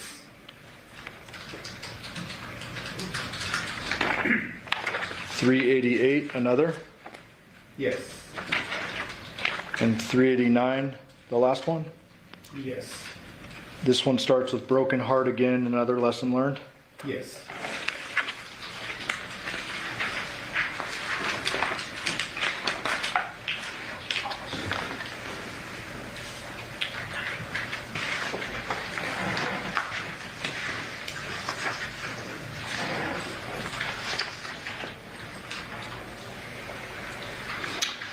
The following day, did you participate in writing a search warrant for some call detail records? I did. Do you remember which call detail records you were searching for? That would have been the Devyn's phone number, which was the 702-677-4430 number. Okay, and call detail records come from the cell phone company, right? Correct. And in that case, I believe it was AT&T. And other detectives will be better suited to talk about the contents of those, not yourself. Correct. You helped obtain them? Yes. Okay, I'll pass the witness. Carlos? Yes, thank you.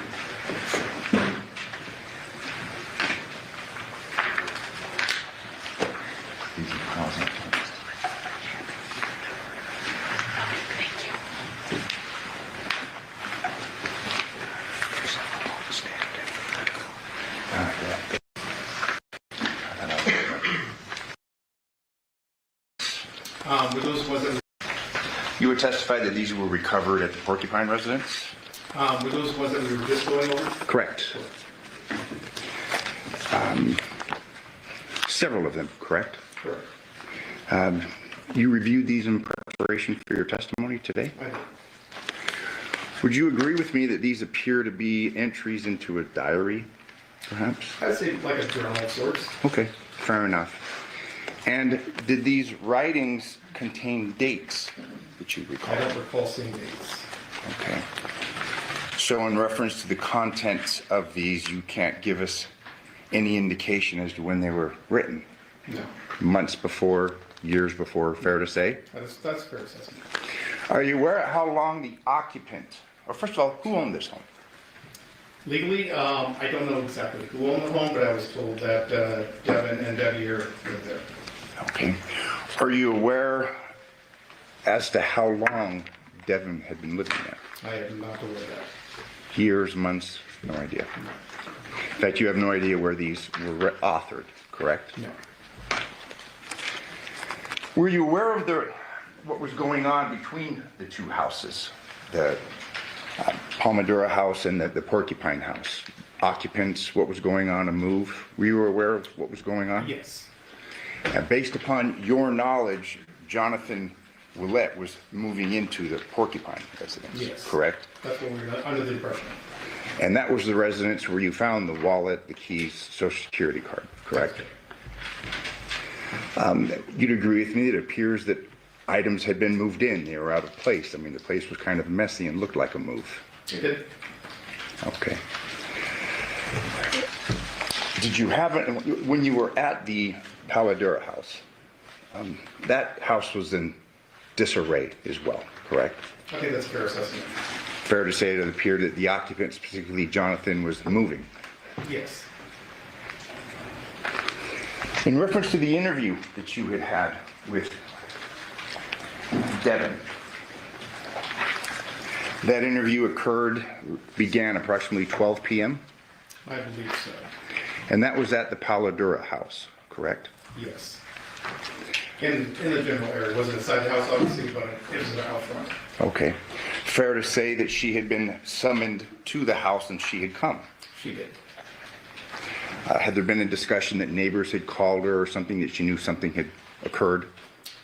I got the phone number from one of the neighbors, and then I made phone contact with Devyn. Okay. And asked her if she would come and speak to you? Yes. And she came willingly? Yes. And she appeared to cooperate with you? Yes. She obviously was made aware that something bad had happened. Yes. And it concerned Johnathan. Yes. And she came and freely and voluntarily answered your questions. She did.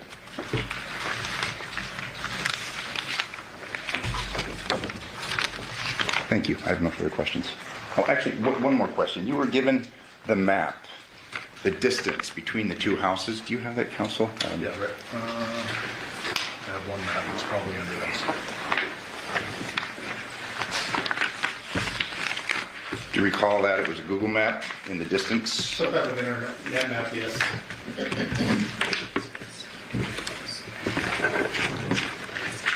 There was a time on that map, correct? I believe there was. Now, when Google calculates that time takes into account the time of day, correct? I'm not sure with Google. I'm more familiar with Apple Maps. Like as far as on your iPhone, I know that it will typically account for traffic conditions. So the time, perhaps, if that's pulled in the middle of the day, would be a different time. Let's say that if it were pulled at 2:30 or 3 in the morning. Exactly. Yes. I mean, fair to say that those distances and that, well, the distance would remain the same, but the time to go from point A to point B would presumably be less in the middle of the night versus Yes. in the middle of the day. And when you pulled that, or when that was prepared, are you aware of what time of day that was? I am not. Thank you. I have no further questions. Nope, thank you. Do the ladies and gentlemen of the jury have any questions for this witness? Okay, seeing no response, thank you, you're excused. Thank you very much for your testimony here today.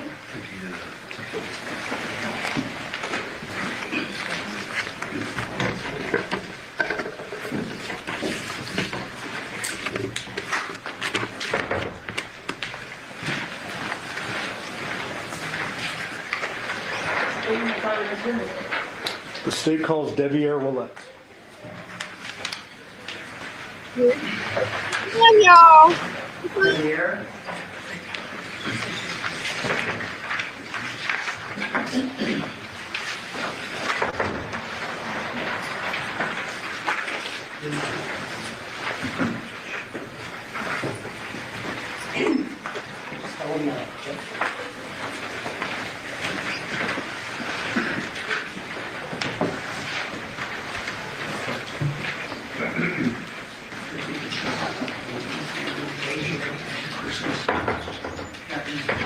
You solemnly swear or affirm the testimony you're about to give in this action shall be the truth, the whole truth, and nothing but the truth, so help you God?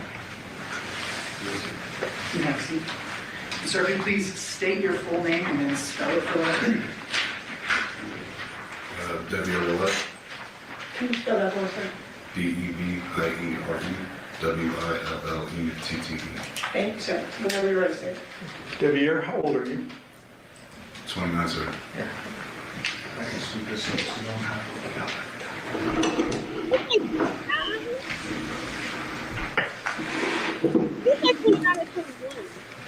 what is your birthday? I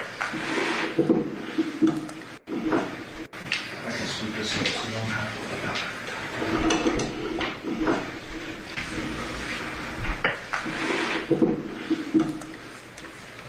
what is your birthday? March 1st, 1996. What was your relationship to Johnathan Willette? I was his son. Do you have siblings? I have 2 younger sisters. And what's your mom's name? Arminthia Sanders. Do you remember or know when your dad and Arminthia split? I was probably about 9 years old. When they split, you were 9 years old. Where were you guys living generally? Was it here in Vegas? I don't remember. Did you go back and forth between Vegas and California? Yes, sir. Quite a bit in your life? Never summer. Okay. Did there come a point in time where your dad moved here and stayed in Vegas pretty much permanently until his death? Yes, sir. And where was he living in the latter years of his life? On Ball, Georgia. Is that with your grandma? Yes, sir. Is that Yoko? Yes, sir. Did there come a point in time when you were introduced to a woman by the name of Nikki? Yes, sir. And ultimately, you end up getting married to Nikki. And we have a lot to unpack here. I'm sorry to air your dirty laundry, but we have to ask a lot of questions about this, okay? When you first met Nikki, was she dating or in a relationship with your dad? They were dating at the time. They were dating at the time? Yes, sir. Where were they living at the time, if you know? I don't remember. When your dad and Nikki were together, did they eventually have children? Yes, sir. And is that your 2 sisters? Yes, sir. We don't need to say their names, but what are their approximate ages?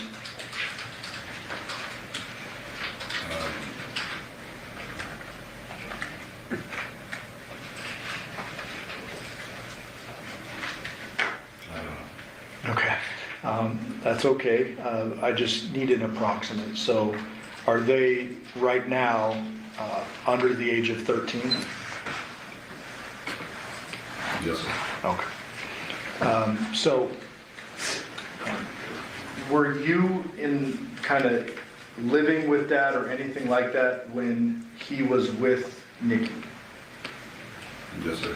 And when they had the children together, were they living together? Yes, sir. Do you remember where that was? Not the numbers, but it was on Blue Magic Street. Blue Magic? Is that here in Vegas? Yes, sir. Before the girls were born, did there come a point in time where you and Nikki became intimate? Or was it after? It was after. Okay. So girls are born. Do Nikki and your dad stay together after the girls are born? Yes, sir. And for how long did they stay together before they split?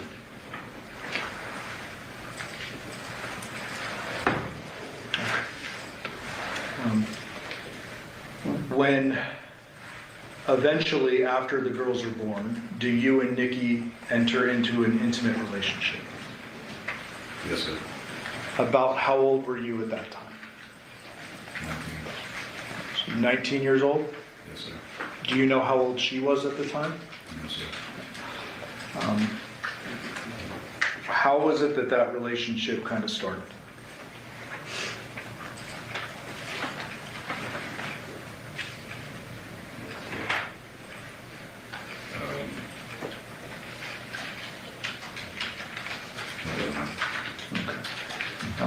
Do you remember who kind of, I don't mean to be crass, but like who made the first move or any of that?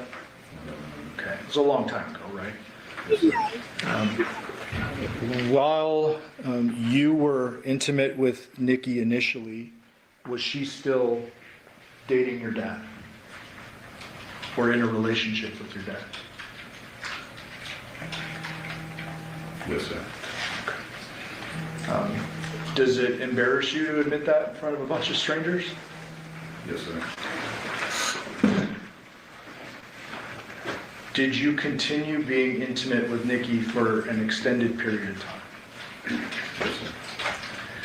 Do you know if your dad found out about the intimate part of your relationship? No, sir. And I'm not going to say it a bunch of times, but when I say intimate, I mean sexual. We agree there? Yes, sir. Okay. Did there come a point in time where you all three lived under the same roof? Yes, sir. And was that the Magic House? Yes, sir. And is that when the relationship, intimate relationship started out? Yes, sir. Okay. Now, tell me if you can remember, when is it that any of you three move out of Blue Magic? Like, we need to get a sequence of events. Did you move out first? Did they split and move in different places? Or can you remember that for me? I moved out there. And where did you move to? I moved back to California. And where did you stay in California, if you remember? 187 Poppy Circle. Was that with other family? Yes, sir. Okay. Eventually, do you move back to Vegas? Yes, sir. Do you remember what year that was? No, sir. Okay. When you do move back to Vegas, after moving to Cali, you move back to Vegas, do you move in with Yoko at the Paladura address? No, sir. Where did you move that time? Back to the Blue Magic House. Okay. Did you then leave back to California for a second time? Yes, sir. Okay.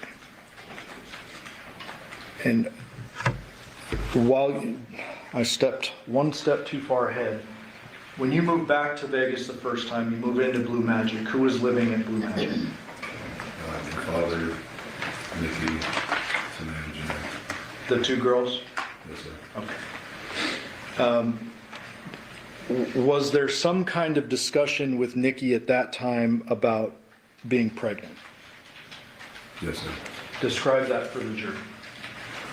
I moved back to California, and I was told that she was pregnant with my child, and if I didn't move back, she was going to have that child.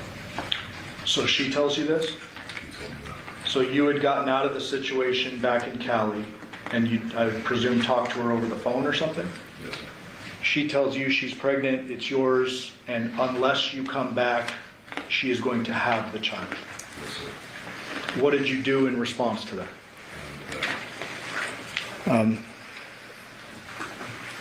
Did you witness her go to a doctor? No, sir. Did she tell you anything about that child she claimed was yours? She told me that she had gotten an abortion. But you never saw any documentation or No, sir. anything like that? Okay.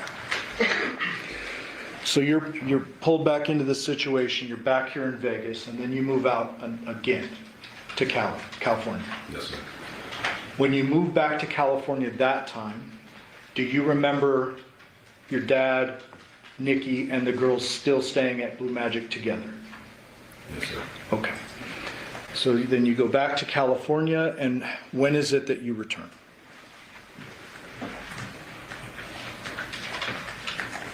A couple of years after that. A couple of years? I believe it was 4 Okay. years after that. And you spoke with Ms. Griffith and I last night, right?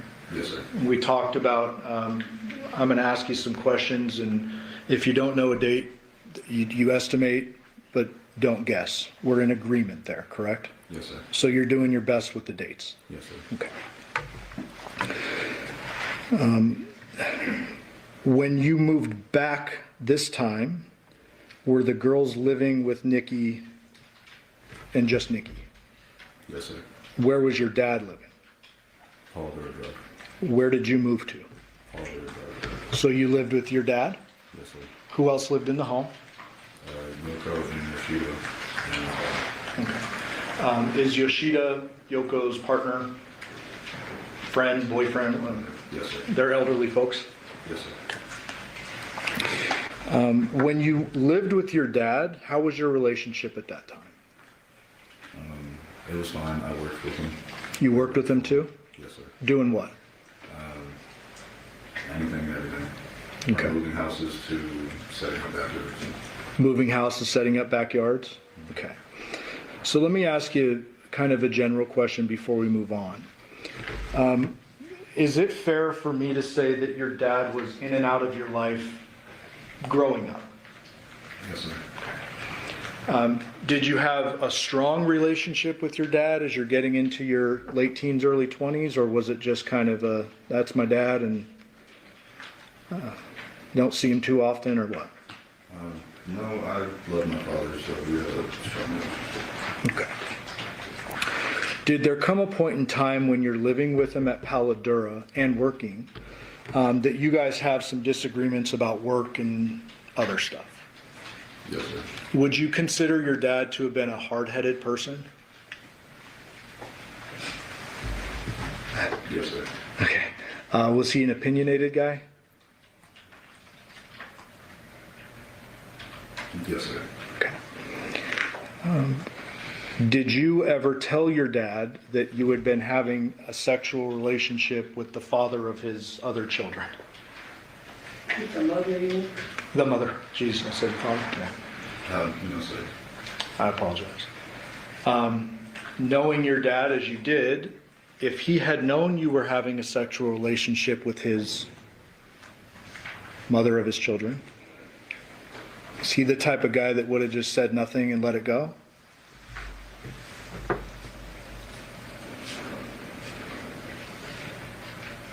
Yes, sir. Okay. So you never tell him.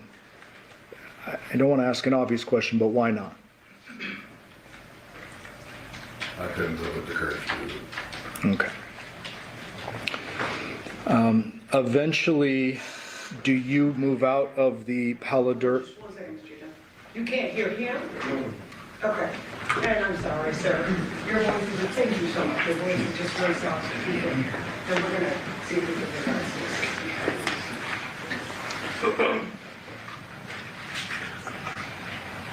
Sir, can you just like say test for me? Oh, test. Can you hear him better now? Okay. Go ahead, Mr. Johnson. Thank you, Judge. Oh. Oh. Nobody can be held in contempt. All right. I'm going to keep that one in the back pocket. So you eventually move out of Paladura. Yes, sir. Dad stays, Yoko and Yoshida stay. Yes, sir. Where do you move? To 5510 Porcupine Rim Street. Did you move in with Nikki? Yes, sir. And I've been saying Nikki. Did you know Nikki by several different names? Tracy, Devyn, and Nikki. Those three. Tracy, Devyn, and Nikki? Yeah. Okay. Is Devyn spelled Devyn? D-E-V-Y-N? Yes, sir. Okay. Did you, after moving out of Paladura and into Porcupine Rim, resume your sexual relationship with Nikki? Yes, sir. Were your sisters living there, or was there some kind of custody arrangement? Or was that later? That was later. Okay. So when you first move into Porcupine Rim, can you give us a date, a year, an approximate year, anything like that? And if you need to use the date of your dad's death, August 7th, 2023, as a point of reference counting back. Probably 2020. Probably 2020? Actually, I don't know. Okay. So you live at, can we agree that you live at Porcupine Rim at least a couple of years with Nikki? Yes, sir. Okay. And during this time frame, I'm going to ask you some very specific questions. Did there come a point in time when the family court became involved in the custody of the children? Yes, sir. Did Nikki lose custody of the children? Yes, sir. Was this before or after you married, if you remember? After. So after you married Nikki is when the custody thing happened. Yes, sir. Prior to that, were the girls living with you and Nikki at Porcupine Rim for however long you were living there? Yes, sir. Okay. And Dad, to your knowledge, is still living across town? Yes, sir. Okay. When Nikki lost custody of the children, did they move back in with your dad? Yes, sir. And to your knowledge, did they live out at the Paladura address? Yes, sir. Do you know how long they lived at Paladura with your dad? No, sir. Okay. Did there come a point in time in the summer months, just before your father's death, that the girls moved back in with you guys, you and Nikki at Porcupine Rim? Yes, sir. Did they stay over the summer? Yes, sir. Did they have bedrooms there? Yes, sir. And where were you sleeping at the time? The master bedroom downstairs. With Nikki? Yes, sir. Okay. Were there times that you slept on the couch? Yes, sir. Okay. Did your sexual intimate relationship continue throughout the course of this time period? Yes, sir.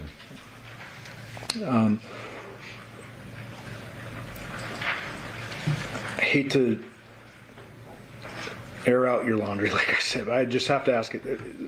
When you're having this sexual relationship with Nikki, is it a tumultuous relationship? I don't know the definition of that word. Okay. Is there a lot of kind of arguing and back and forth, or you describe it for me? There was argument back and forth. Were there times in which you yourself were trying to get out of this relationship? Yes, sir. Describe that. How many times? What's going on in your head at this time? That when I tried to fill some shoes that I had no business filling. Whose shoes? My father's. Okay. Fantastic. I think we just get a little bit closer to It's okay. So, I believe you said that you were trying to fill some shoes that you had no business filling. Is that fair? Yes, sir. As a result of that, did you start to get a little uncomfortable and attempt to leave a couple of times? Yes, sir.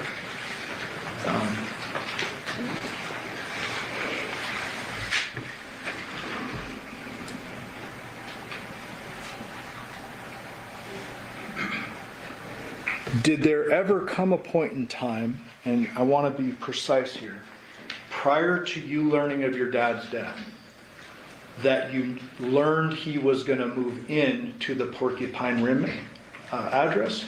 Prior, no, sir. So you didn't know he was going to move in prior? No, sir. Okay. Did you learn that at some point after? I learned after the death when my grandmother was telling me about it. Okay. Did you talk to your grandma like on the 7th? The day after, yes, sir. Yeah. Okay. So I want to now bring you to August 6th, okay, 2023. On that date, were you living at the Porcupine Rim address? Yes, sir. Were the girls living there? Yes, sir. Was Nikki living there? Yes, sir. Do you know or remember what you did during the day on August 6th?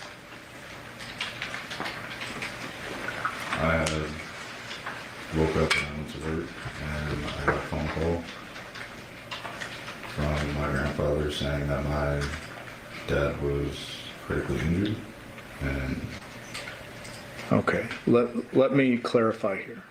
I'm talking about the day before you were notified. oh, I went to work. Okay, so you work on the 6th. Yes, sir. Do you know what Nikki and the girls were doing that day? No, sir. Did there come a point in time after you get home from, oh, and I should ask you, did you drive a work van? Yes, sir. Is that the white one that was parked in front of the home? Yes, sir. Okay. There's another vehicle out front of the home. Whose was that? Not the Nissan Armada, but the little sedan. Oh, that was my vehicle, sir. Was that operable at the time? Yes, sir. And did you drive it? Yes, sir. Okay. The night of August 6th, you get home from work. Do you remember a point in time where you saw your dad at the Porcupine Rim address? Yes, sir. Describe that for the jury. So I just got off work. I was helping with the girls with their homework, and I believe I went into the garage and I saw my father bringing over a bunk bed and a desk for the girls, and his back was turned to me, so I closed the garage door. So you didn't talk to him? No, sir. How was your relationship at that point in time?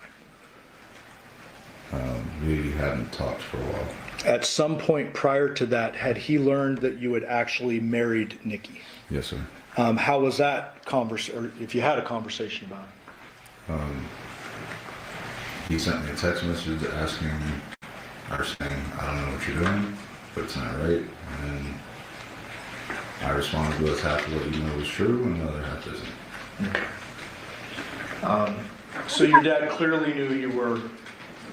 So the son likes to gaslight people is what he's telling me. Because what do you mean half of what you know is true and the other half is not? You have been sleeping with this man's, with your father's children's mother. What do you mean? Formally married. Yes, sir. And now he got the nerve to be on this stand like he's not even a man. Like, at this point, you're 30. You're 30. Hold your head up. You can't even look up. Do you remember the date you got married? No, sir. Did you ever get divorced? No, sir. Is that something you would like to do? After this, yes. Okay. Once this trial is done? Yes. Okay. That night when you see your dad moving the girls' stuff into the garage, you don't talk? No, sir. Okay.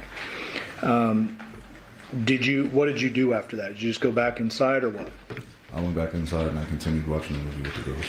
Okay. Tell the ladies and gentlemen of the jury kind of how the night progressed from there. So I continued watching the girls, watching the movie with them, and Nikki had told me that she was going to go help John move some things, and I said okay, so I stayed at the house. We continued watching the movie, and I believe when the movie was over, I had put them down to bed, and I myself went to sleep. Do you remember where you put them down to bed? Yes, they had individual rooms upstairs. So I took them upstairs, I had them change into their pajamas, and then went to bed. Okay. And then where would you have gone to sleep that night? Downstairs in the master bedroom. Do you remember texting Nikki saying something to that effect?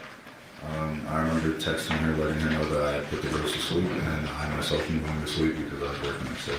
You had worked the next day? Yes, sir. What time did you typically work? I believe it was 8 a.m. or 8:30. Okay. So I'm not going to show you a text message, but you remember sending a text message. Do you Yes, sir. remember the time of that text message?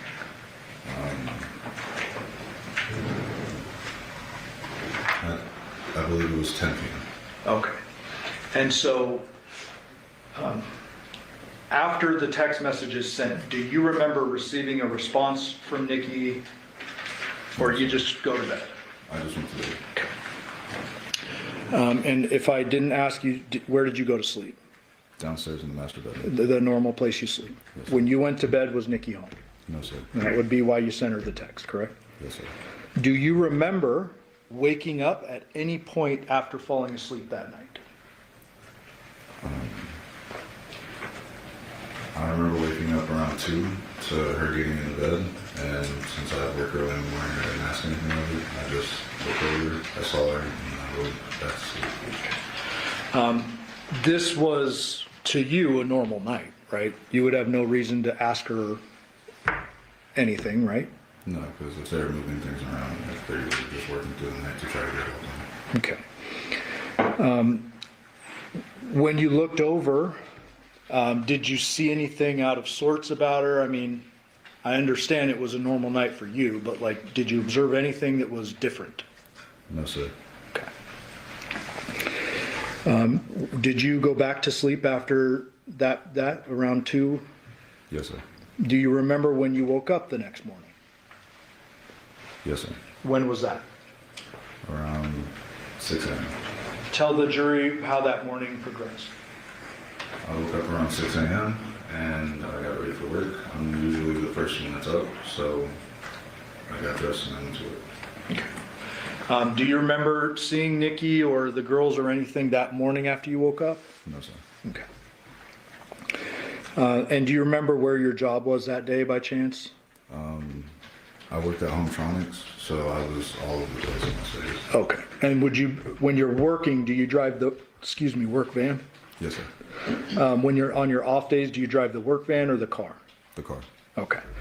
So on this day, can we presume that you're driving the work van if you're doing a job? Yes, sir. Okay. So, I believe you said you work normally around 8:30. Yes, sir. At some point in time, do you get a phone call?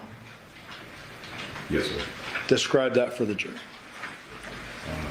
It was a phone call from my grandfather saying that my father was critically injured and he's in the hospital. Okay. Okay. When your grandfather tells you that, what do you do? I proceeded to call my boss to take off of And did you learn a little more information from another family member after that? it. Yes, sir. What was that? That he had passed away. And I didn't get any information on how he actually passed away. It was just that he passed. Okay. So initially, the first call, critically injured, but you tell your work, hey, I gotta go. You learn after that that he's passed. Yes, sir. Well, I guess where do you go from work? Straight on. What do you do when you go home?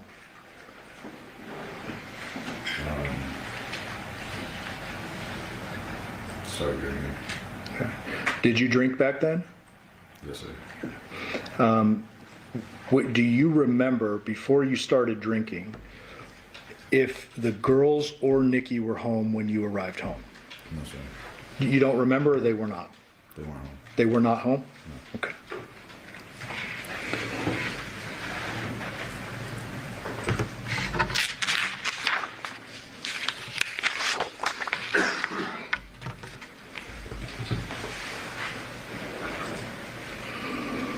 On that date, August 7th, do you continue drinking after learning of your dad's death? Yes, sir. Do you remember the next time you saw Nikki? I don't. I drank myself to sleep for the next couple of days. Okay. So is it fair to say those couple days, after learning that on August 7th and maybe into the 8th, maybe the 9th, you're drinking pretty consistently? Yes, sir. Is it a bit of a blur for you? Yes, sir.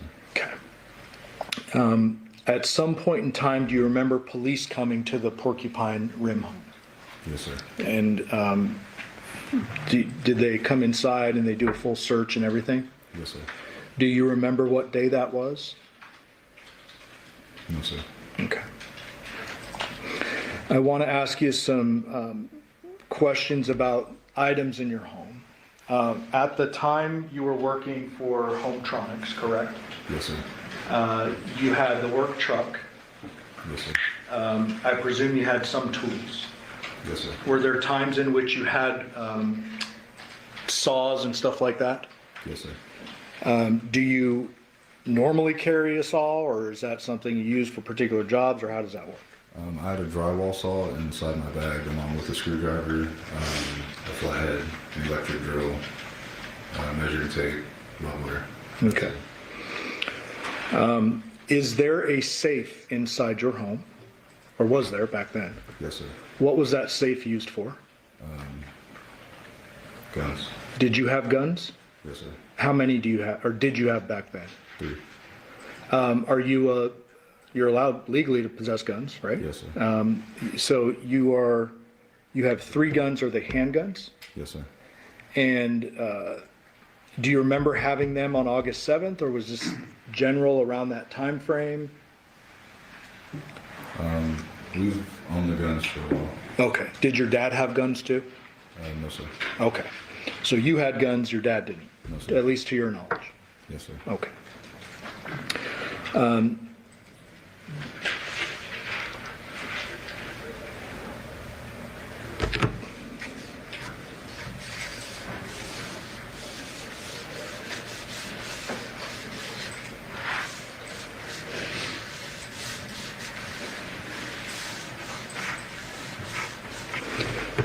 So try to give us any memory you have, but you don't remember the next time you saw Nikki, but you did see Nikki back at the home, right? Yes, sir. Do you remember her being there when the police came? Yes, sir. Okay, so at least when we can figure out from the police when they showed up, you know you saw her then. Yes, sir. When is it that you have any conversation with her about your dad's passing? I believe it was the night that I found out, I was drinking heavily, and I believe she came home and said, I'm sorry that this happened, and I kind of just wanted to be alone.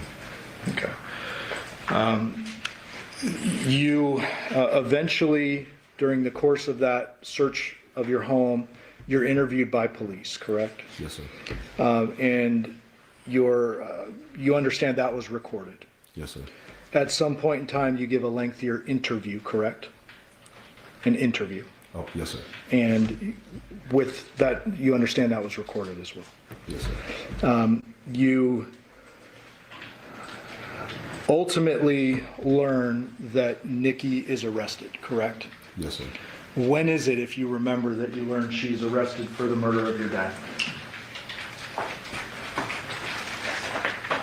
I want to say a week afterwards, maybe 2 weeks. Okay. So somewhere in the range of a week or 2 weeks after the actual death. Yes, sir. In the interim, before she gets arrested and after your dad's death, do you remain at Porcupine Rim? Yes, sir. Do you question what happened to your dad? Yes, sir. Are there a lot of kind of unanswered questions you have during that time frame? Yes, sir. Did there come a point in time after her arrest that she contacted you from the detention center? Yes, sir. And Judge, we would move to admit 631, which is a recording of that contact. No objection. Thank you. 31 will be a minute.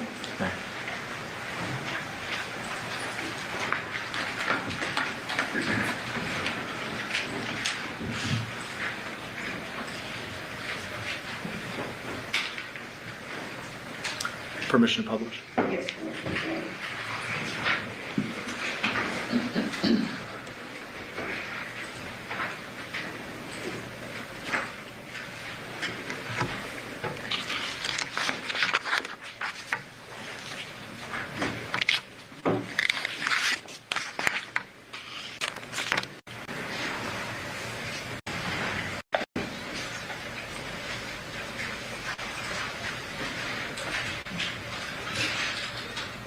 Call from an incarcerated individual has entered the detention sentence. This call is not private. It will be recorded and may be monitored. If you believe this should be a private call, please hang up and follow facility instructions to register this number as a private number.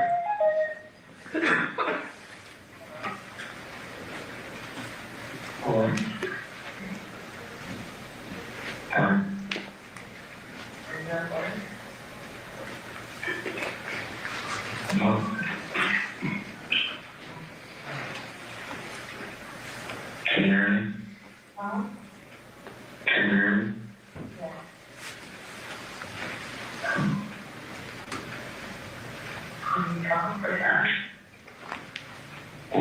Why the... What?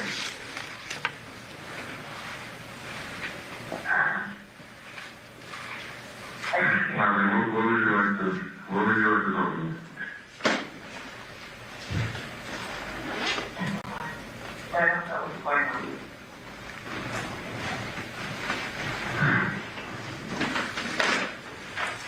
I'm trying to get some information. They won't tell me anything. Because they're calling. There's some things about you, and they're not very pleasant. I was told they're holding me here while they look for evidence. Because they don't have any evidence. They have no murder weapon, no motive, no nothing. They're holding me here to find it. I'm pretty sure that they started. But You sound like you should have been released already. I haven't gone to court yet.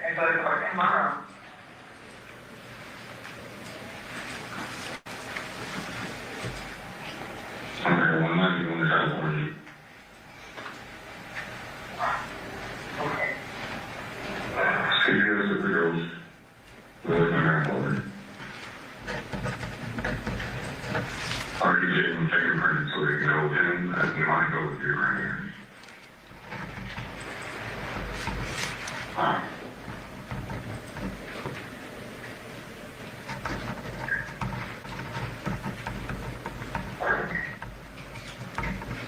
So will be your release tomorrow? I should.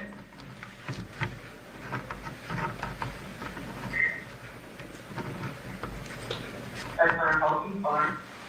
And that's literally what's going on. I have Did you ask what's going on? yes. I have absolutely nothing on me. They showed me a picture of a bottle of soft scrub cleaning detergent. And they said, you have one in your house. And I'm like, okay. They're like, well, this was used at his house. Like, you're fucking joking, right? Like, that's literally what they showed me.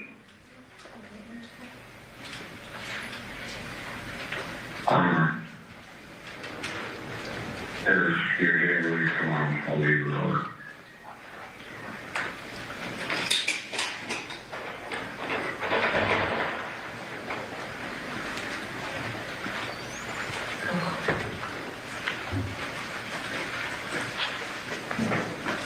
So, I hear doing, if you go to California, I'm very funny, I'm because I'm most believe all these articles about you says you're not leaving. all the way up. But as long as there's articles about you, I want to have them. News article? Yes. Okay. Well, I don't know if you get released. I still don't know what to believe. I'm sorry. But, yes, I'm going to California, and if you are getting released tomorrow, I'll leave it over. If not, then I have to do something with them.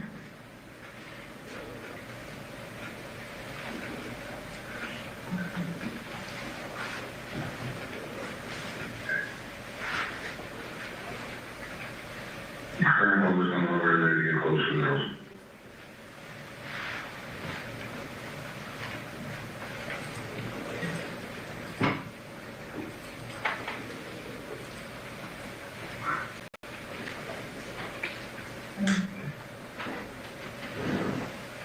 Okay.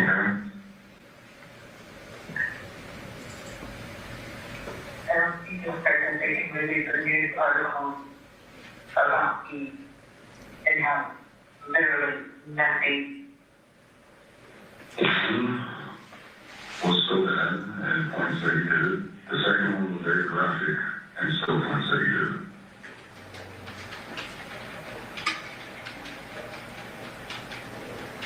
Like I said, if you go in court and they release you, I still don't know what to believe and I can't be here.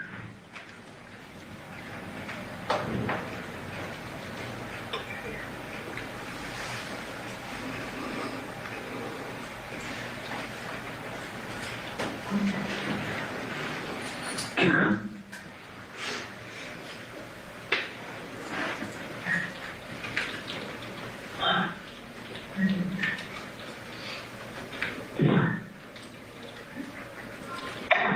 The caller has hung up. Devier, you mentioned a couple of news articles there. Yes, sir. When was it that you first learned of the graphic nature of what happened to your dad after his death?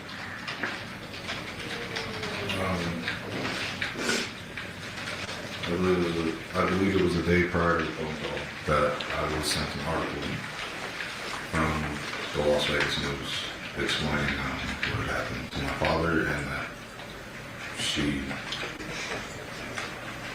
was involved. At the end of that phone call, somebody hung up. Who did that? She did.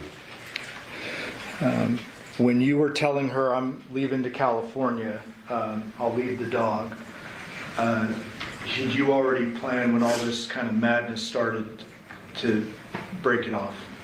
Yes, sir. Was that essentially what the jury just heard, your breakup conversation? Yes, sir. Do you remember if you ever talked again after that? We never talked to him after that.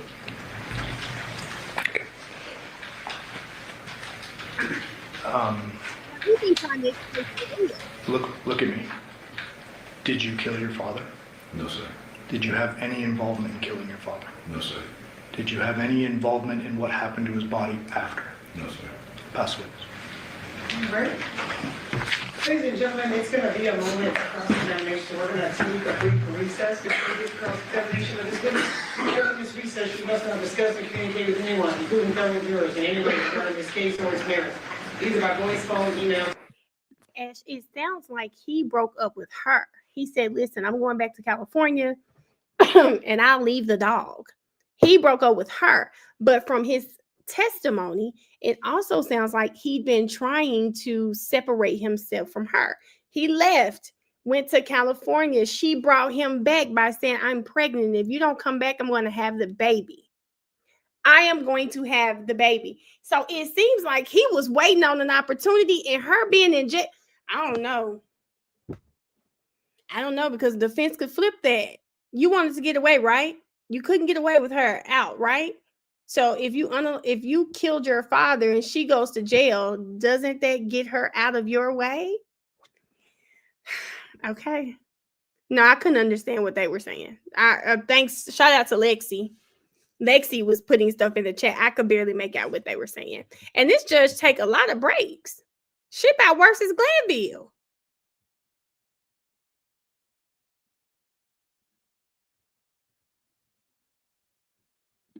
All right, y'all.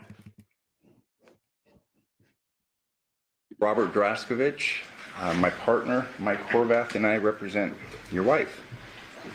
You and I have never spoken, have we? No, sir. You've never spoken with my investigator, Ken Hardy, have you? Investigator? No, sir. No. So this is the first time that we're actually having an opportunity to communicate, correct? Yes, sir. I'm sorry, sir, if you just get a little closer to that microphone. Thank you. You had testified today, fair to say, for the first time, that you had a relationship with your wife that went years back. Yes, sir. You'd been asked that by a lot of people, correct? Yes, sir. You'd been asked that before under oath, correct? Yes, sir. But you didn't tell the truth, did you?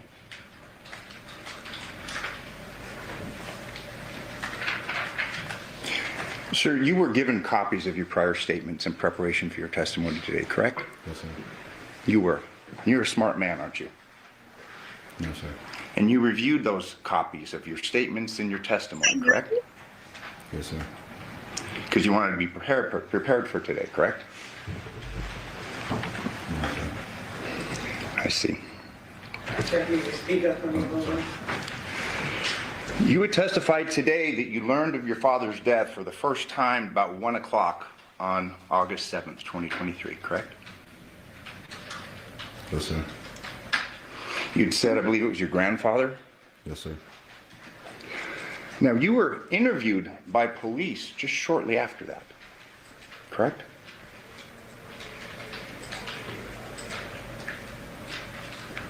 No, sir. You were interviewed at 2:35 p.m. August 7th by Detective Ozawa. Yes, sir. He came to ask about you, your wife, stuff that was going on in the house and at the other house, correct? The Paladera house. Yes, sir.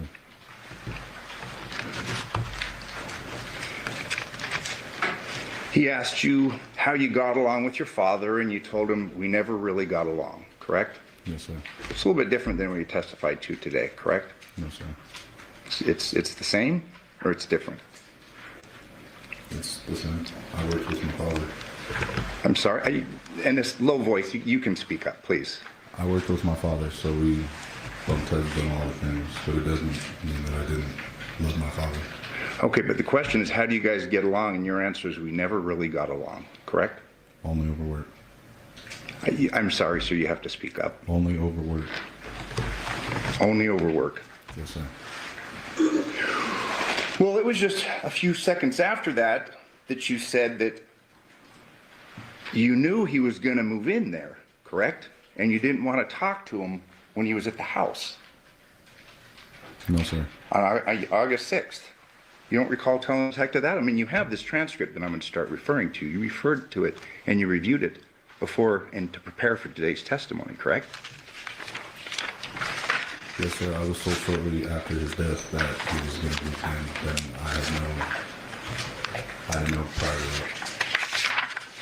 that. Counsel, I'm referring to page 4.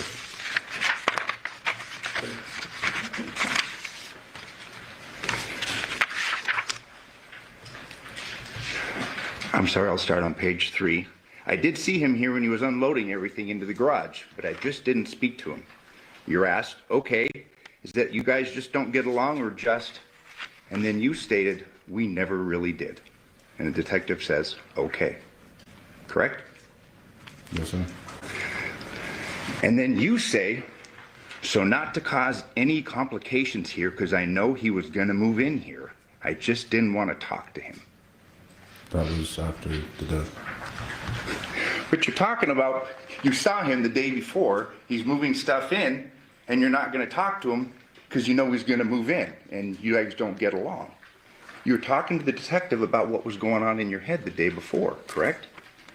No, sir. I was told that they were moving the desk and a bunk bed into the house for the girls. So when you're telling the detective on August 6th, I didn't go and talk to him because I never really got along with him. And I didn't want to cause any complications here because I know he was going to move in here. I just didn't want to talk to him. You're now under oath saying that meant something else? No, sir. I'm answering your question. I was told after my father's death that he was going to move into the house, but I had no idea prior to that. That's because you read your grand jury testimony, correct? No, sir. A little bit further down, same page. He wasn't really there for me, correct? I mean, you had resentment for your father. Fair to say? No, sir. And then kind of realized who he was. Honestly, I would have preferred him say, my daddy was a piece of shit. He was in and out of my life. There were times where when he was in, it was good. He helped me make money. I would rather him say that than trying to sit on this stand and act like they had this great father-son relationship, because you're sleeping with his baby mama. Clearly there's a disconnect somewhere. Like, there's a disconnect somewhere. You literally just said you saw your dad, his back was turned. You didn't even speak to him. That does not sound like someone who loves their parent. It just, even if you're mad, damn, like, you ain't gonna say, hey, dad, and keep walking, nothing. As a person. And when you were talking about moving out of Yoko's house, you said I got out as soon as I could, correct? Yes, sir.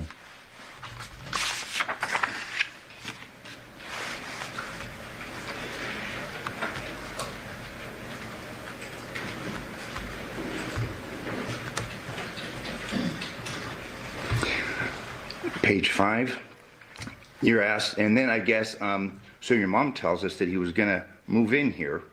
What's that arrangement? And you said she was going to tell me to move out, or she was going to give me some time, but he needed to get out of Yoko's house, and she was going to let him stay here, correct? Yes, sir. And then you were going to move out, and you say, correct? Yes, sir. So you're telling the detective who you speak to for the first time that you knew that Dad was pushing you out and that you were moving out of the house, correct? I was told that the day before. Oh, so now, you said before, until after your death, now you're agreeing before? you knew at least the day before that your dad was pushing you out of the house, correct? No, I'm talking about the interview. So when I had the interview with Ozawa, that's when I found out everything prior to the interview. But you're talking about not talking to him the day before because you know you don't want problems and you know that he's moving in. That's right.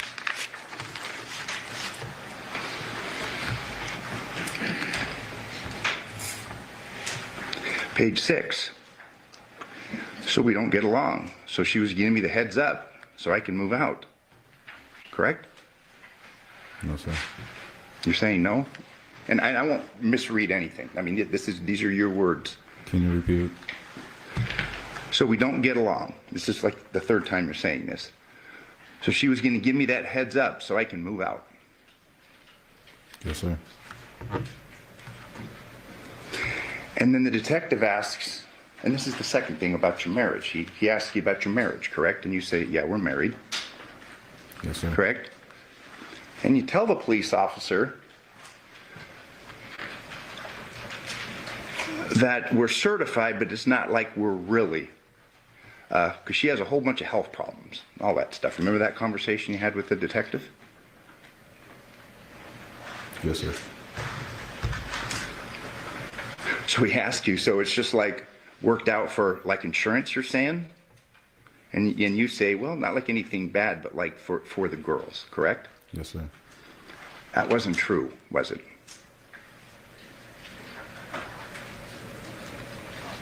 Which you were telling the detective after you're saying that you learned for the first time that your dad's been murdered. What you told him about your marriage wasn't true, was it? I was also drinking that day, I don't remember. You've read through this transcript. You agree with me that you appear to be pretty coherent, correct? Yes, sir.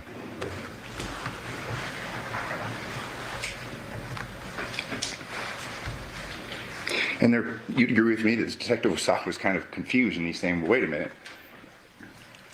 She had kids with him, but you're his son, correct? Yes, sir. And it is clear Yoko didn't know, correct? Yes, sir.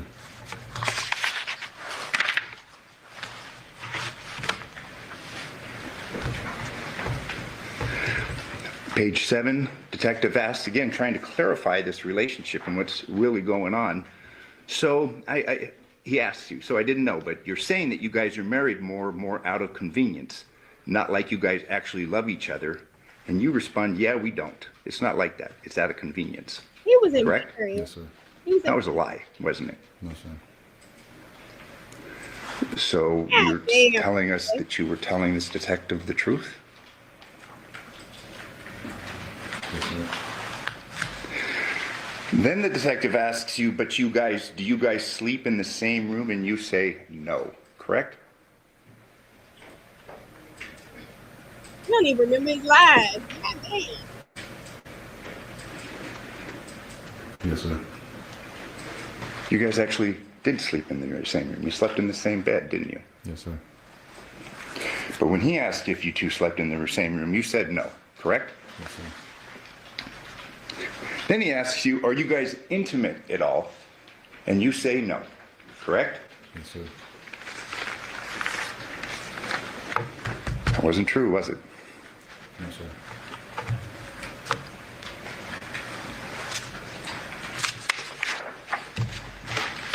I hate to keep saying this, guys, but I really do, excuse me, I really do believe he is lying specifically about the relationship. I don't know. He seemed too goddamn scary to do anything to his dad. But I do believe he lied about their relationship because he was ashamed. He knew what he was doing was wrong. But again, maybe she did groom him as a kid. Maybe that's accurate. But he knew it was wrong, and that's why he's trying to lie and save face about it. He knew it was wrong to be with that woman. So I do think he lied all day, every day when it came to their relationship because he was ashamed. That man was ashamed. Talking about he sleep on the couch. This man, he's ashamed right now. He can barely hold his head up. He's ashamed right now because he knows he was wrong. He can't even tell you that he couldn't stand his daddy. He can't even. I just think that's the only thing he was lying about. Fair to say that you were downplaying your feelings for your wife when this detective came to ask you about the murder of your father. Yes, sir, because I didn't know what actually happened to my father. Please say it again. Yes, sir, because I didn't actually know what happened to Okay. But you're lying to the police officer about your relationship with your wife, correct? Yes, sir. So, the detective, page 8. Okay, so then you knew he was moving in, and she told you that you were going to have to move out. And your response recently, yes. It was kind of a short notice, but yeah. And I mean, I know the person he is, so I was like, okay, whatever, I'll deal with it. That's what you said to the detective, correct? Yes, sir. And the detective follows up. Okay, and that's you were going to move out. Did he knew that you lived here, or didn't know that you lived here? And you respond, no, he knows I live here, correct? My father? Yeah. Who? Yeah. I lived in Vegas?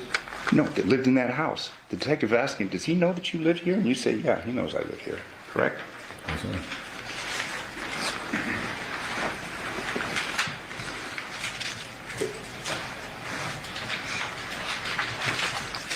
You did confirm that you knew that she was going over there to your dad's house with the girls, correct? Yes, sir. That was the joint custody that they had. Yeah. And the detective, confirming that you know that he's moving in and that you're going out, asks, why was he moving out of the other house? And you said, because they all they do is scream and yell. When I was over there, my grandma would go downstairs at 6 in the morning yelling at him for the car payment, correct? Yes, sir. And you also say, I think my grandma was kicking him out, correct? Yes, sir. It's true. And trust me, I'm not going to tell you anything you didn't say, okay? I'm not trying to trick you.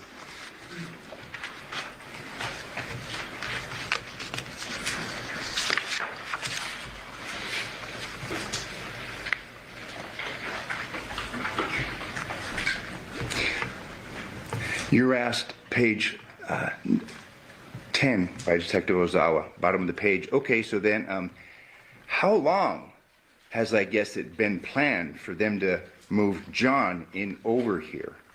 Your response, I have no idea. Like, it was ran by me that, because we all know how he is. And it's like, okay, if he's moving in here, and if he's going to be homeless, I get it. I can move out and go somewhere, because I have a legitimate job, correct? Yes, sir. So this isn't some one-off. You repeatedly confirmed to Detective Ozawa that your dad was moving in and that you were moving out, correct? Yes, sir. But you had the legitimate job, correct? We both had legitimate jobs. You had a good job. His job is better than me. He was a mover, part-time, correct? He did everything. Your grandmother was always angry at him because she owed him money. Fair? Fair. But you had a steady job at Hometronics, correct? Yes, sir. So you had the good, legitimate job that you were the one getting kicked out, correct? Yes, sir.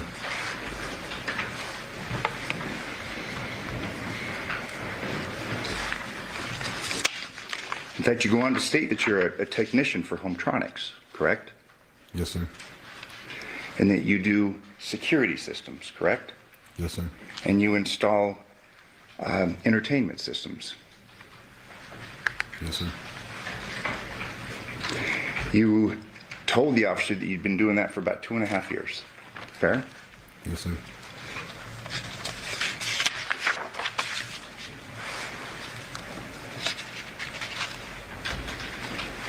You were asked again by Detective Ozai, well, since you knew you were moving out, where are you going to move into? Where are you going to move to? And you tell him, and this is page 12, counsel. Yeah, like I have some friends down the street that I could roommate with, correct? Yes, sir. That made you angry, didn't it? Yes, sir. I mean, you've been in this house with your wife, your dad's moving in, and you have to leave. You're telling us that didn't make you angry? No, sir.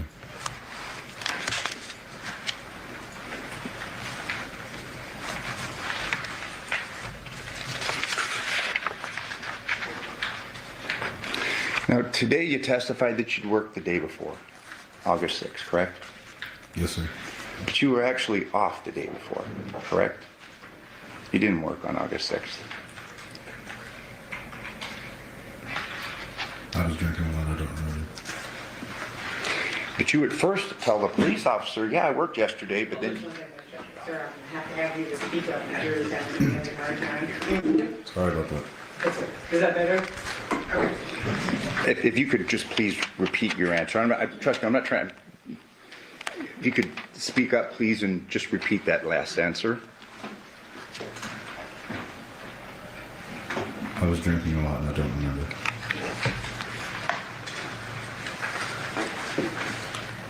But you actually made the same mistake and initially told him I was working yesterday, but then you corrected yourself, correct? Yes, sir. So you really weren't drinking that much. Because you at first said, well, I worked yesterday, and then you said, oh, actually, you know what? It was my day off. Correct? Sundays. Sundays are your days off. That was 10 years ago and I was drinking very heavily for my father's death, so I don't. Okay. But sir, this conversation occurred August 7th, 2023. All right? Sorry. You were talking about 10 years ago. I mean, you do... Today. Fair to say, it hasn't been that long, has it? Not 10 years.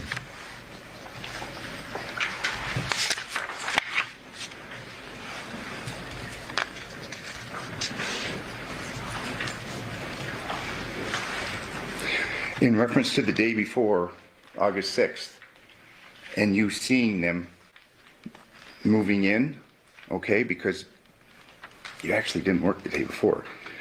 You said, I heard the door open. I thought one of the girls opened the door, so I came down and looked out and saw him unloading stuff. And I was like, oh, all right, whatever. So I closed the door, just didn't hear it, correct? Yes, sir.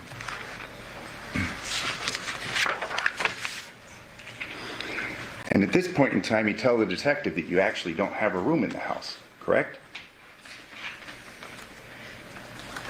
Yes, sir. But that wasn't true. I mean, you were sleeping with your wife in the same bed, correct? Yes, sir.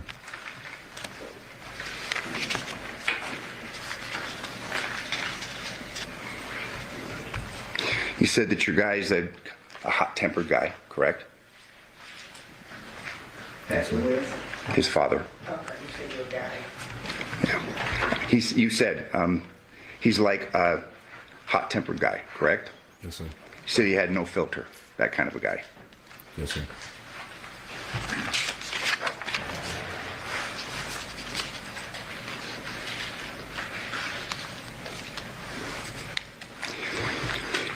You were asked, okay, so when you left Yoko's house, and that was a couple of years before, correct?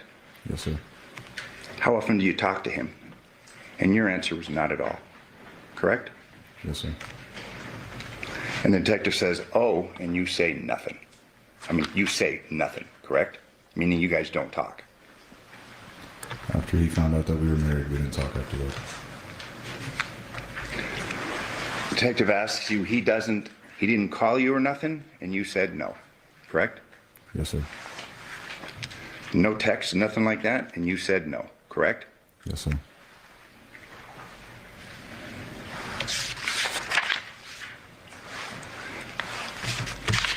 The detective then asks you about you speaking with him a couple of months ago, and what did that entail? Like, what were you guys doing at that point? You correct him and say, I didn't say I spoke to him a couple of weeks ago, correct? Yes, sir. And then the detective says, I thought you said the last time you spoke with, like actually talked to him, was a couple of months ago. And you say, well, like it was probably years, correct? Yes, sir. You say, he doesn't call me on my birthday, not on Happy New Year's, like none of that. So not Thanksgiving, so we just didn't talk, correct? Yes, sir.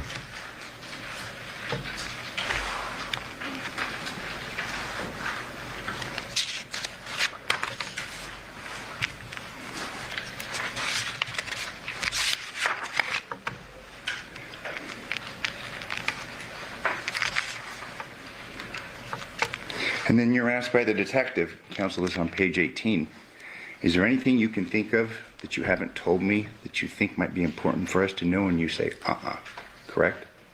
Yes, sir. So they're there trying to figure out this dynamic, and you've lied to them about the relationship that you have with your wife, and you've lied to them about the living arrangement where you're getting kicked out by your father, correct? He's moving you out. Yes, sir, because I didn't know what exactly had happened.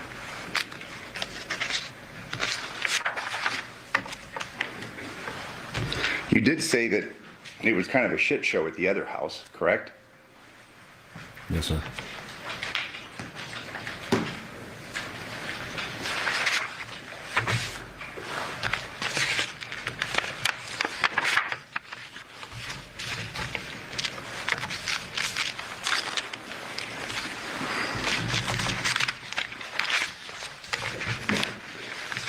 That wasn't the first time that you had discussed issues concerning this dynamic, correct? Concerning your wife, you, your father, the moving arrangements, correct? To my knowledge, yes.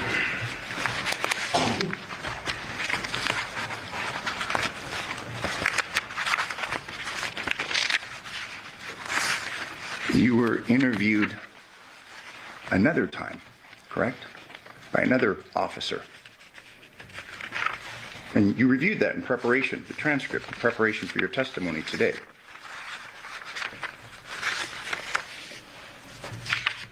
Yes, sir. That interview occurred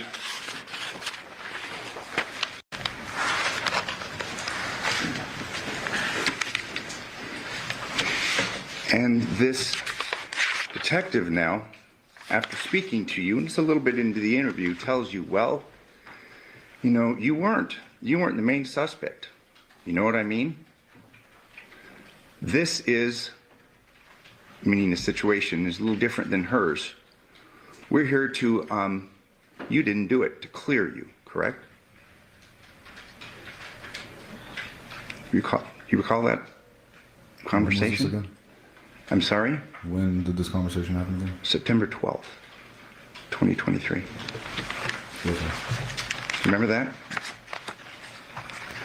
I mean, you're there being interviewed concerning being a potential suspect, and you remember the date, correct? Yes, sir.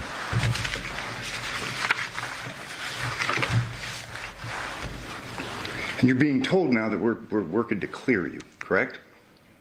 Yes, sir. You were relieved, fair to say? Yes, sir. The detective asks you, does that make sense? And you say it does, correct? Yes, sir. And then the detective says, and while the chances of you even being there are so slim that it's just, there's, you know, that's not even on the radar, correct? Yes, sir.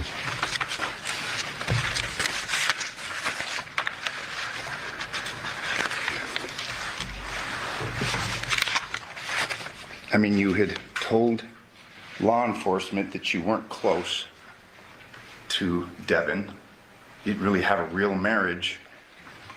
And things aren't that bad with your dad, and you're basically being told, hey, it's good. You're good, correct? Yes, sir. In fact, you're left there sitting for a little while, and the room's being recorded, and you say, this is going to be a fucking Netflix series, correct? I don't remember that. I told you that you said that. Would you have any reason to disagree with me? I'm just letting you know I don't remember. Okay. Sir, you can just keep it. Oh, sorry.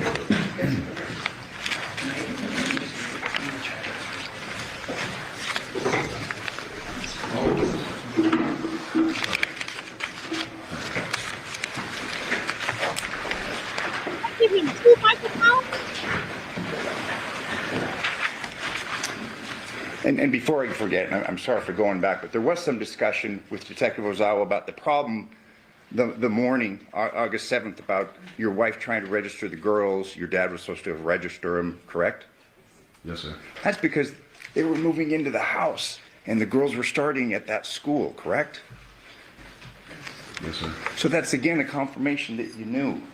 You knew that they were moving into the house. Correct? Yes, sir.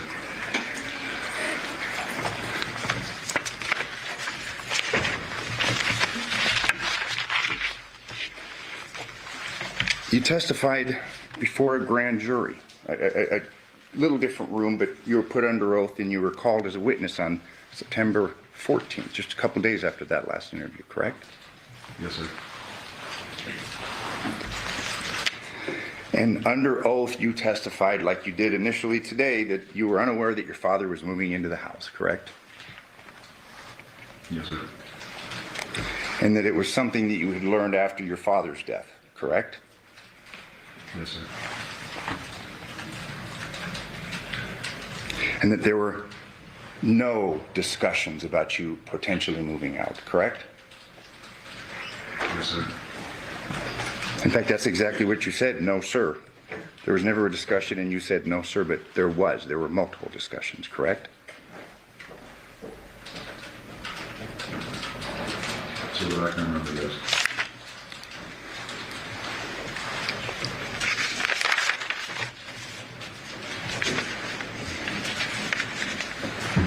You were asked, were you estranged from your father? And you said, we didn't get along, correct?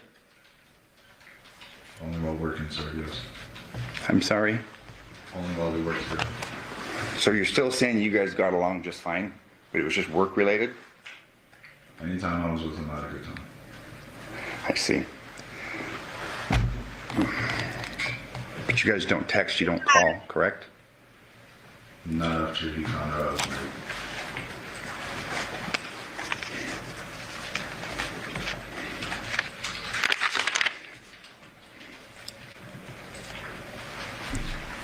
Today, now that she's on trial, you testified that you woke up at 2 o'clock on the morning of the 7th and she was in bed, correct?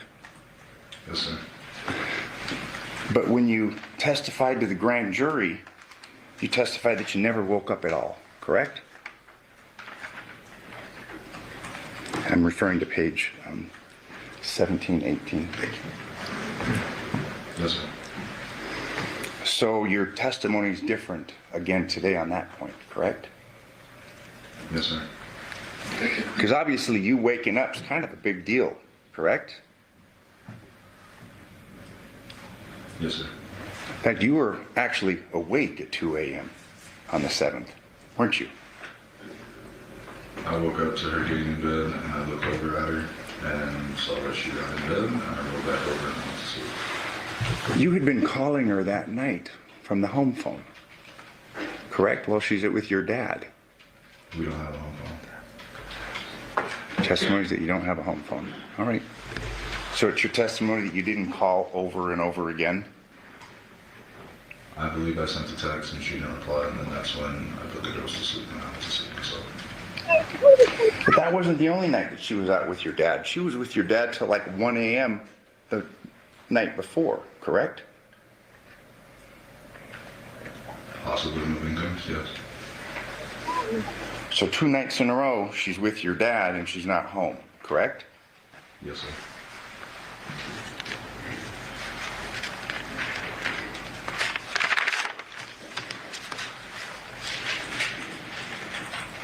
I guess my question is, are we going to see cell phone evidence of these said calls that he made? Because he said I sent a text, but you're saying he was blowing her up from the house phone.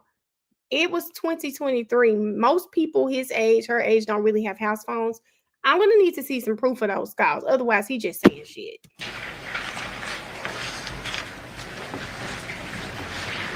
In fact, through the course of your grand jury testimony, you are asked by a grand juror, because unlike this, I mean, grand jurors can ask you questions, correct? I mean, that was your understanding. They spoke to you. Yes, sir.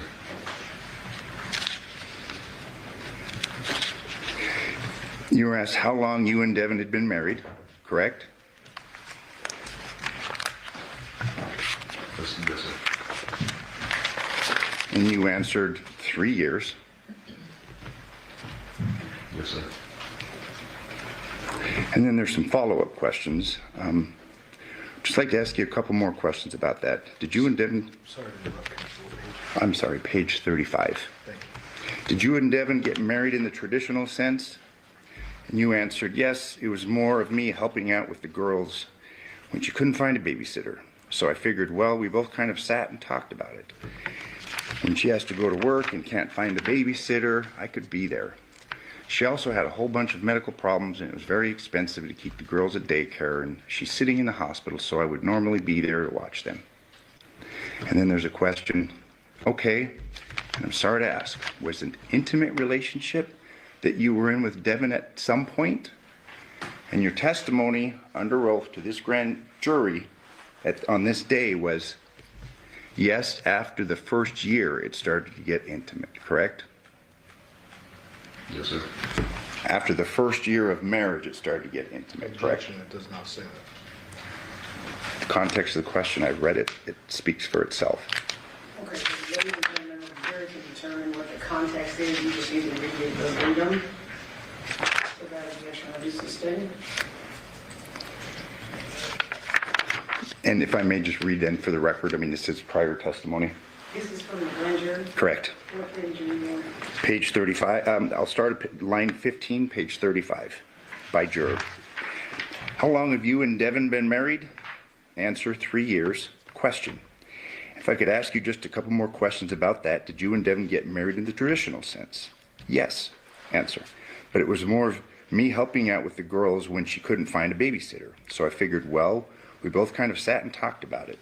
When she has to go to work and can't find a babysitter, I could be there. She also had a whole bunch of medical problems, and it's very expensive to keep the girls at a daycare when she's sitting in the hospital, so I would normally be there to watch them. Question, okay, and I'm sorry to ask, was an intimate relationship that you were in with Devyn at some point? Yes. After the first year, it started to get intimate. Next question. Did it remain intimate up until the time of your father's death? Yes.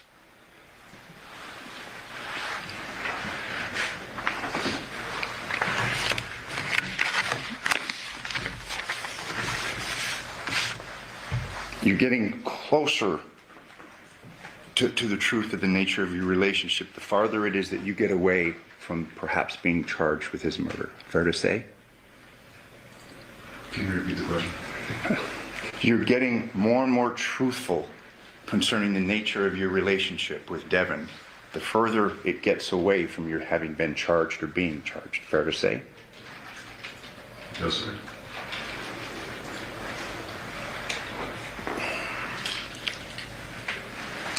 You testified today that you didn't remember the date that you married her, correct?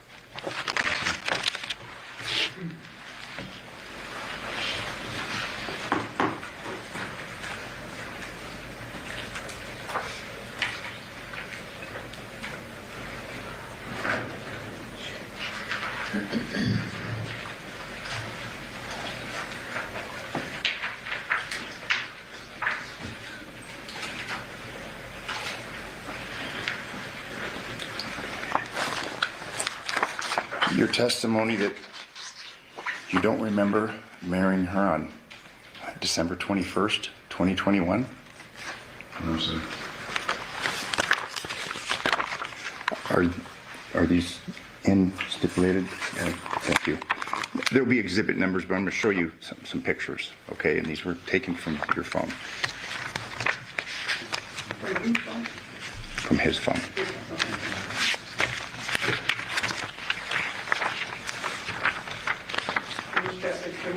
Are those stipulated too? Yeah, we have no objection. We just want a copy because Absolutely. we've just seen them, but Okay. I think we do for, Objecting to this fact? correct. I think, Okay, well, let's just make the record. Yes. What are the Yes, they put them on. This is L3. It's been marked by your clerk. He was ahead of me, so thank you. Right, but I think she can tell you what it is, so we can put it on the record.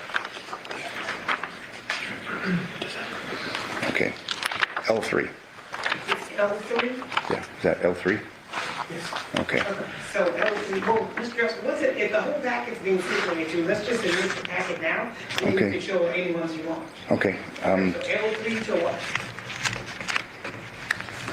Hang on just a second.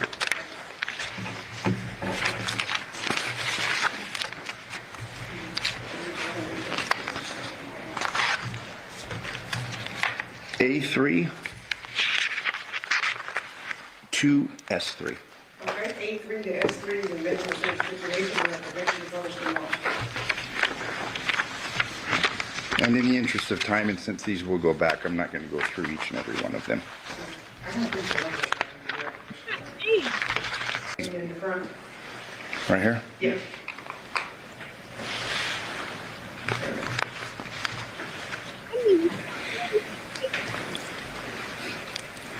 Remember that date? I remember the day. Okay. But you do remember marrying her, correct? Yes, sir.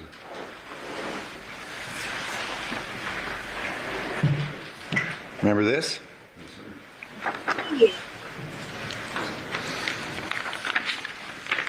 So what exhibit was that? This is exhibit K3. And we're going to be showing you L3. Remember this? Yes, sir. So, I mean, fair to say, you and she had a traditional marriage, didn't you? Yes, sir.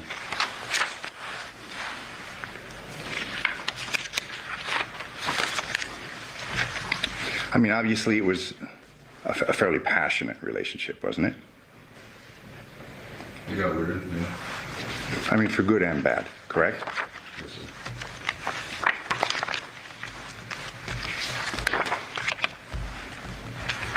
That she had sent you a text just days before this case began about get out of the house. Do you recall that? Get your stuff. Don't think you're coming back. I want a divorce. I don't remember anything like that.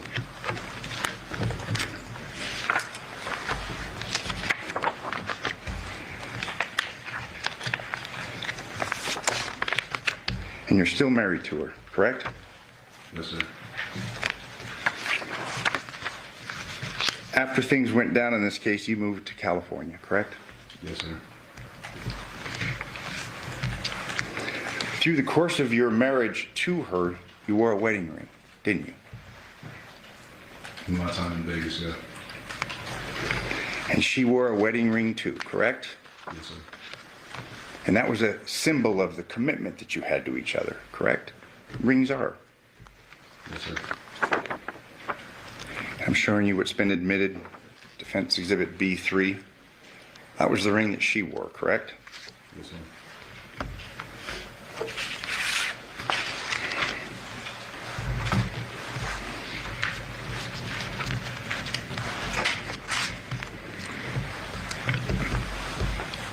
You worked at Hometronics and you had tools, correct? Yes, sir. You were good at installing home security systems, correct? Yes, sir. You had hundreds of pictures on your phone of various systems that you installed, correct? Yes, sir. After I was done with the job, I had to upload it to the Hometronics website to prove that I got the job done.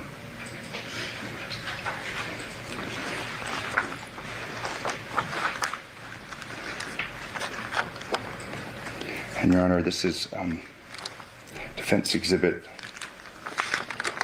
it's like B1 through V2. We're moving through the admission. These are just images of security systems. B1 through B2. I'm sorry, B1 through B1 through V2. Oh, no objection. Okay, B1 through V2 will be a minute. And in going through these security systems, you obviously were conscientious of the angles, correct? I would always ask how they set to pull it on their phone and let me know what angles they would like it to. So you're familiar with security cameras and what they picked up and what they didn't. Yes, sir. And there's going to be a stack of these, but I'll just show you just for, like, Defense Exhibit K2. And we've got one right here. You can see that, correct? You know what type of camera that is, correct? A ring camera? All right. Showing you Defense Exhibit D2. You got the ladder up on this. This is an exterior camera. You installed that one, correct? Yes, sir. You know what kind of camera that is, correct? That's also a ring camera.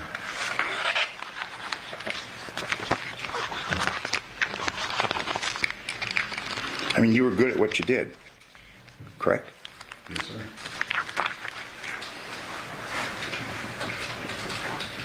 And installing the home entertainment systems, I mean, you use a Sawzall. You cut through 2x4s, you cut through drywall, things like that, correct? Not 2x4s, it was just drywall. Okay. But you had tools, you had saws, you had electric powered saws, correct? No, just a drywall saw. That was another. Okay. For doing in-wall kits for TVs. All right. And it's your testimony, Mr. Giordani asked you, it's your testimony that you didn't kill your father, is that correct? I did not kill my father. You left your home that night, didn't you? Objection, what night? The night of the 7th. Well, early morning hours. You left your house? August 7th, correct? 2023? 2023. To go to work? No. You left the house in the dark at 2 a.m., correct? No, sir. You'd been on your phone. You were looking at pictures of you and Devyn, correct? I don't remember. You left that home. There. You went to the Palo Verde residence, didn't you? The Palo Verde residence. No, sir. If you're talking about the night that my father was murdered, Yeah. I was home with the girls. We watched a movie. I put them to sleep. I received a text her letting her know that I put them to sleep and I went to sleep myself. And that's your testimony under oath, correct? Yes, sir. Like the testimony under oath that you've given to the grand jury previously, correct? That was a good trick. You'll agree with me that you'll lie under oath if it fits you. No, sir. I became a very big alcoholic out there. Okay. So it's a little pleasant. But I will answer truthfully to what I do. But you'd agree with me that you were an alcoholic before that day and you had a drinking problem, correct? Before August 7th, 2023. Yes. In fact, it became a really big point of contention between you and your wife, correct? Yes. The actions, correct? Things that you do, correct? She'd send you texts. I mean, she'd get angry about that, correct? Yes, sir. She'd tell you that you were turning into your father. Isn't that true? Yes, sir. And you resented that part of your father, didn't you? Because he did the same thing, correct? No, sir. And you'd agree with me that when you drink, you do things that you wish you didn't, correct? Other than maybe throw up, no, sir. It affected your judgment, didn't it? No, sir. Affects your memory, doesn't it? Yes, sir.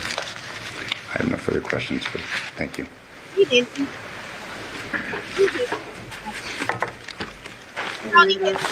Yes.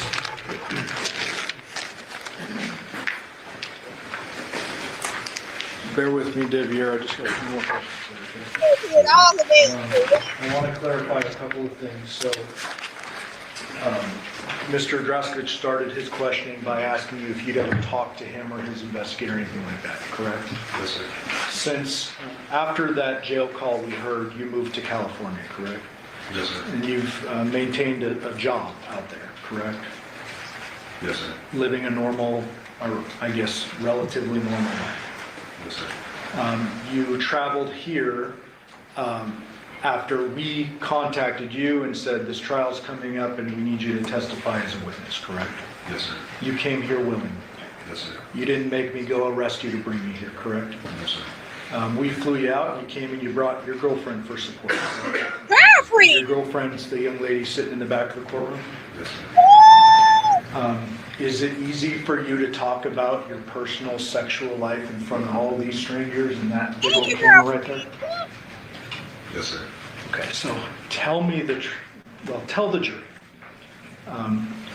Was this a dynamic, untraditional relationship?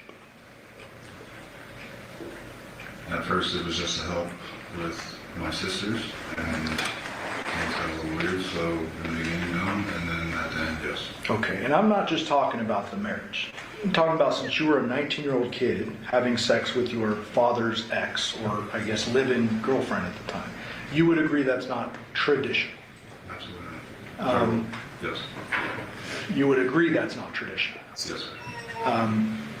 You would agree that, you know, it's not the best look to do what you did?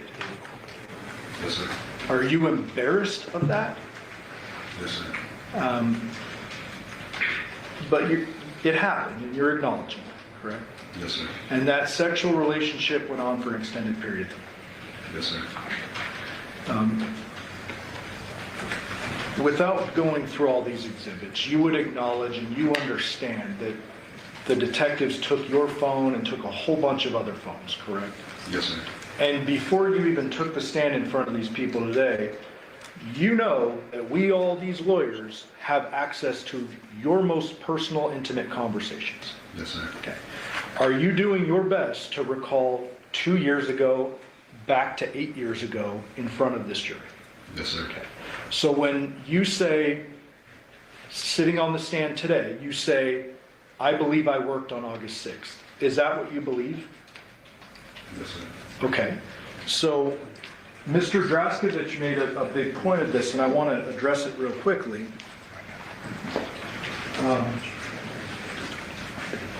Page 13 of the voluntary statement, counsel.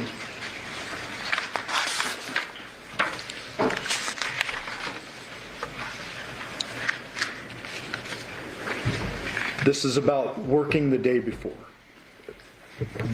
Actually, it's bottom of page 12. The detective asks you, okay, is that what time you got off? And I'm going to be exactly precise with the words from this transcript, okay? Yes, sir. You respond, sometimes a little earlier. The detective asks, is that what time you got off yesterday? You respond, I got off yesterday at about, wait now, today's Monday. Yesterday was Sunday, right? And the detective responds, yeah. Then you respond, yeah, I didn't work yesterday. Does that sound accurate?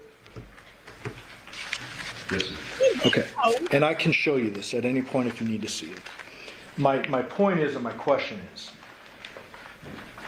on August 7th, you learned your father died from your grandfather, correct? Yes, sir. You have, you were at work and then you go home and you start drinking, correct? Yes, sir. You learn a little bit later that it's not like a natural death and there are police involved, correct? Yes, sir. There are police showing up to your house, they're searching it, they're talking to Nikki, Devyn, they're talking to you, correct? Yes, sir. Okay. You acknowledged with defense counsel earlier, you were not entirely truthful about the depth of your relationship with Nikki, is that correct? Yes, sir. Explain to this jury, let them look at you and say, why is it that you were not entirely truthful about your relationship with Nikki on the day one? I wasn't entirely truthful with our relationship because I didn't know that my father was murdered, and I didn't want anybody to talk about that. I tried to fill some shoes that I shouldn't be filling. Okay. So, do you even know at the time you're giving this interview that Nikki was a potential suspect? I was unaware for the whole thing. I just didn't know why the cops were in the house. Okay. Did there come a point in time in the intervening or the days after August 7th where you start to suspect she had something to do with it? Yes, sir. Okay. Was that easy for you to come to that understanding? Absolutely not. Okay. She was your wife, she is your wife. Yes, sir. You cared for 2 children together, you had a lot of sexual history with this person, correct? Yes, sir. Did you want to see her go to jail or get arrested for this?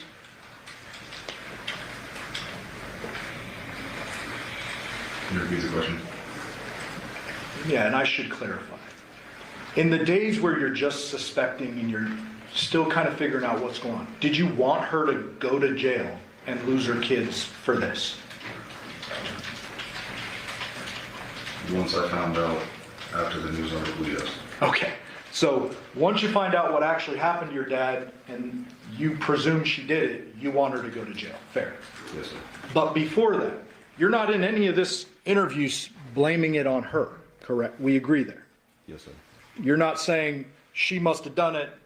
You're just giving history. Yes, sir. You minimize your relationship. We can agree. Yes, sir. Okay.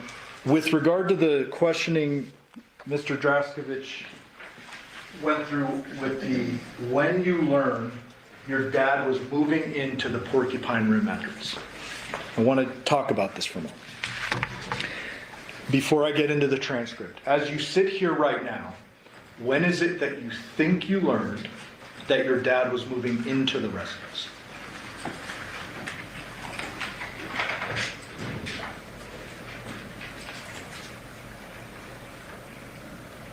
It was talked about before. I drank a lot. According to the paper, I did know about it apparently, but okay. I didn't think it was actually going to happen. Okay. So, and bottom of page 8. I'm going to read verbatim. You are asked about line 300, counsel. Okay, so then you knew he was moving in and she told you that you were going to have to move out, period. You respond, recently, yes. It was kind of a short notice, but yeah, period. And, period, I mean, period, I know the person he is, so I was like, okay, whatever, I'll deal with it, period. They then ask, okay, and you were going to move out. Did he knew that you lived here or didn't know that you lived here? You responded, no, he knew I lived there. Detective says, and then, ... and you continue and you say, but since I didn't talk to him and she was going over there for the girls and him, I kind of stayed away. I guess they would talk about it and she ran it by me. I drink a lot, so she ran it by me apparently, and I was gonna move out for a short period of time until he got on his feet and I was gonna come back. Does that sound accurate? Do you dispute what is in the statement? Yes, sir. Does it sound accurate? Yes, sir. You're not disputing what's in the statement? No, sir. So even back then, you're telling them, like, I drink a lot. She apparently told me this. Yes, sir. As you sit here right now, do you 100% remember when you learned your dad was going to move in? No, sir. Okay. Had you known beforehand, before his death, would that have caused you to fight him, hurt him, kill him? No, sir. Would you have had any reason to kill him? No, sir.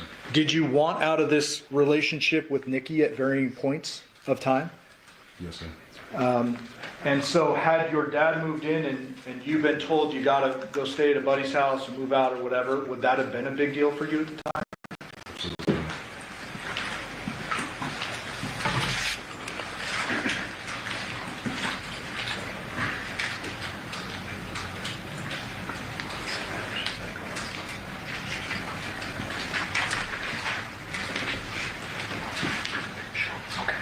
All right, thank you, Devyn. I pass it to Mr. Can you agree, Councilman Johnson? Yes.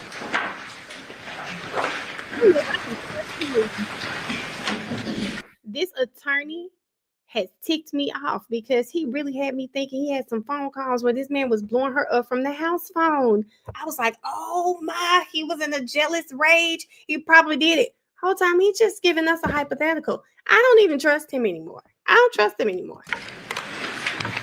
This whole issue about the sexual relationship that you had with Devyn, beginning when you were 19, you didn't speak to the prosecutor or anybody about that until yesterday, correct? Yes, sir. You watched this opening statement, didn't you? Our opening statement, where we laid out what was in the phones. Isn't that right? Can you repeat the question? Yeah, you watched the opening statement in this case, Oh. didn't you? What was the opening statement in this case? You don't know what an opening statement is or the opening statement? I don't record a lot. I see. So she's on trial, you're in California, or you're getting here, and you didn't watch this? I seen a YouTube video. Then you talked to the prosecutor about these issues, correct? So you watched the YouTube video, you watched the opening statement, correct? And you adjusted, isn't that right? What do you mean by adjusted?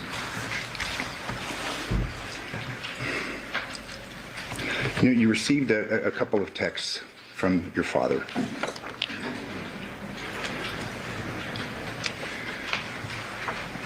(10/24/2022). You have nothing to tell me? WTF. I thought you were my seed. If what I know, I can't fuck with you. And he sent you another one a moment after that. Devil shit, correct? Listen. I have no further questions. What YouTube video? That's why you weren't getting a happy birthday text. He already told you he was not going to be effing around with you. You supposed to be his seed. You're supposed to be his seed and you slept with his girl. He said, I can't F with you. That's why you weren't getting a happy birthday. Come on now. What did you see and when did you see it?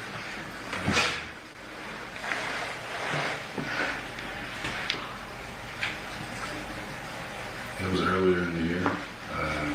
Yeah. I think it was about the custody case. It wasn't about this one.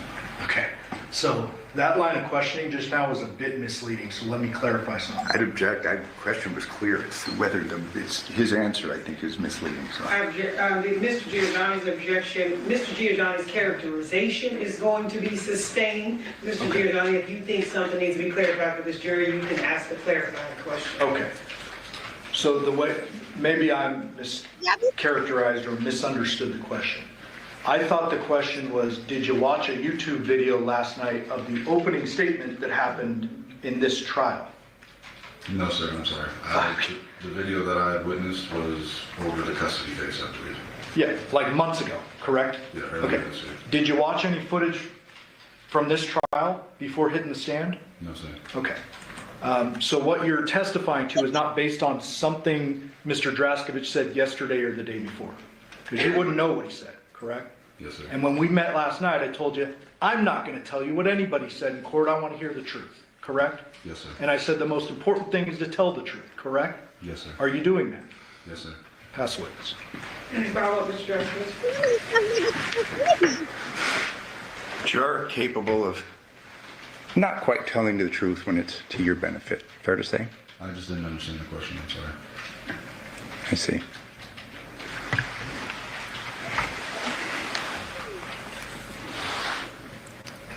You reviewed those transcripts prior to your testimony today, correct? Yes, sir. When you spoke with investigators from the district attorney's office in preparation for this trial, didn't you? Yes, sir. They went through what your testimony was going to be. They went through what your statements were going to be, correct? Yes, sir. They provided you transcripts of your prior statements, correct? Yes, sir. And it wasn't until last night that you talked about having this sexual relationship with your wife, about 19, correct? Uh-oh.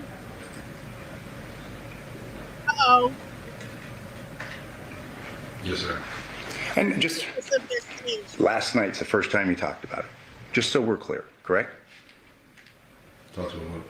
To the prosecutor about this relationship that you had with Devyn. Last night was the first time, correct?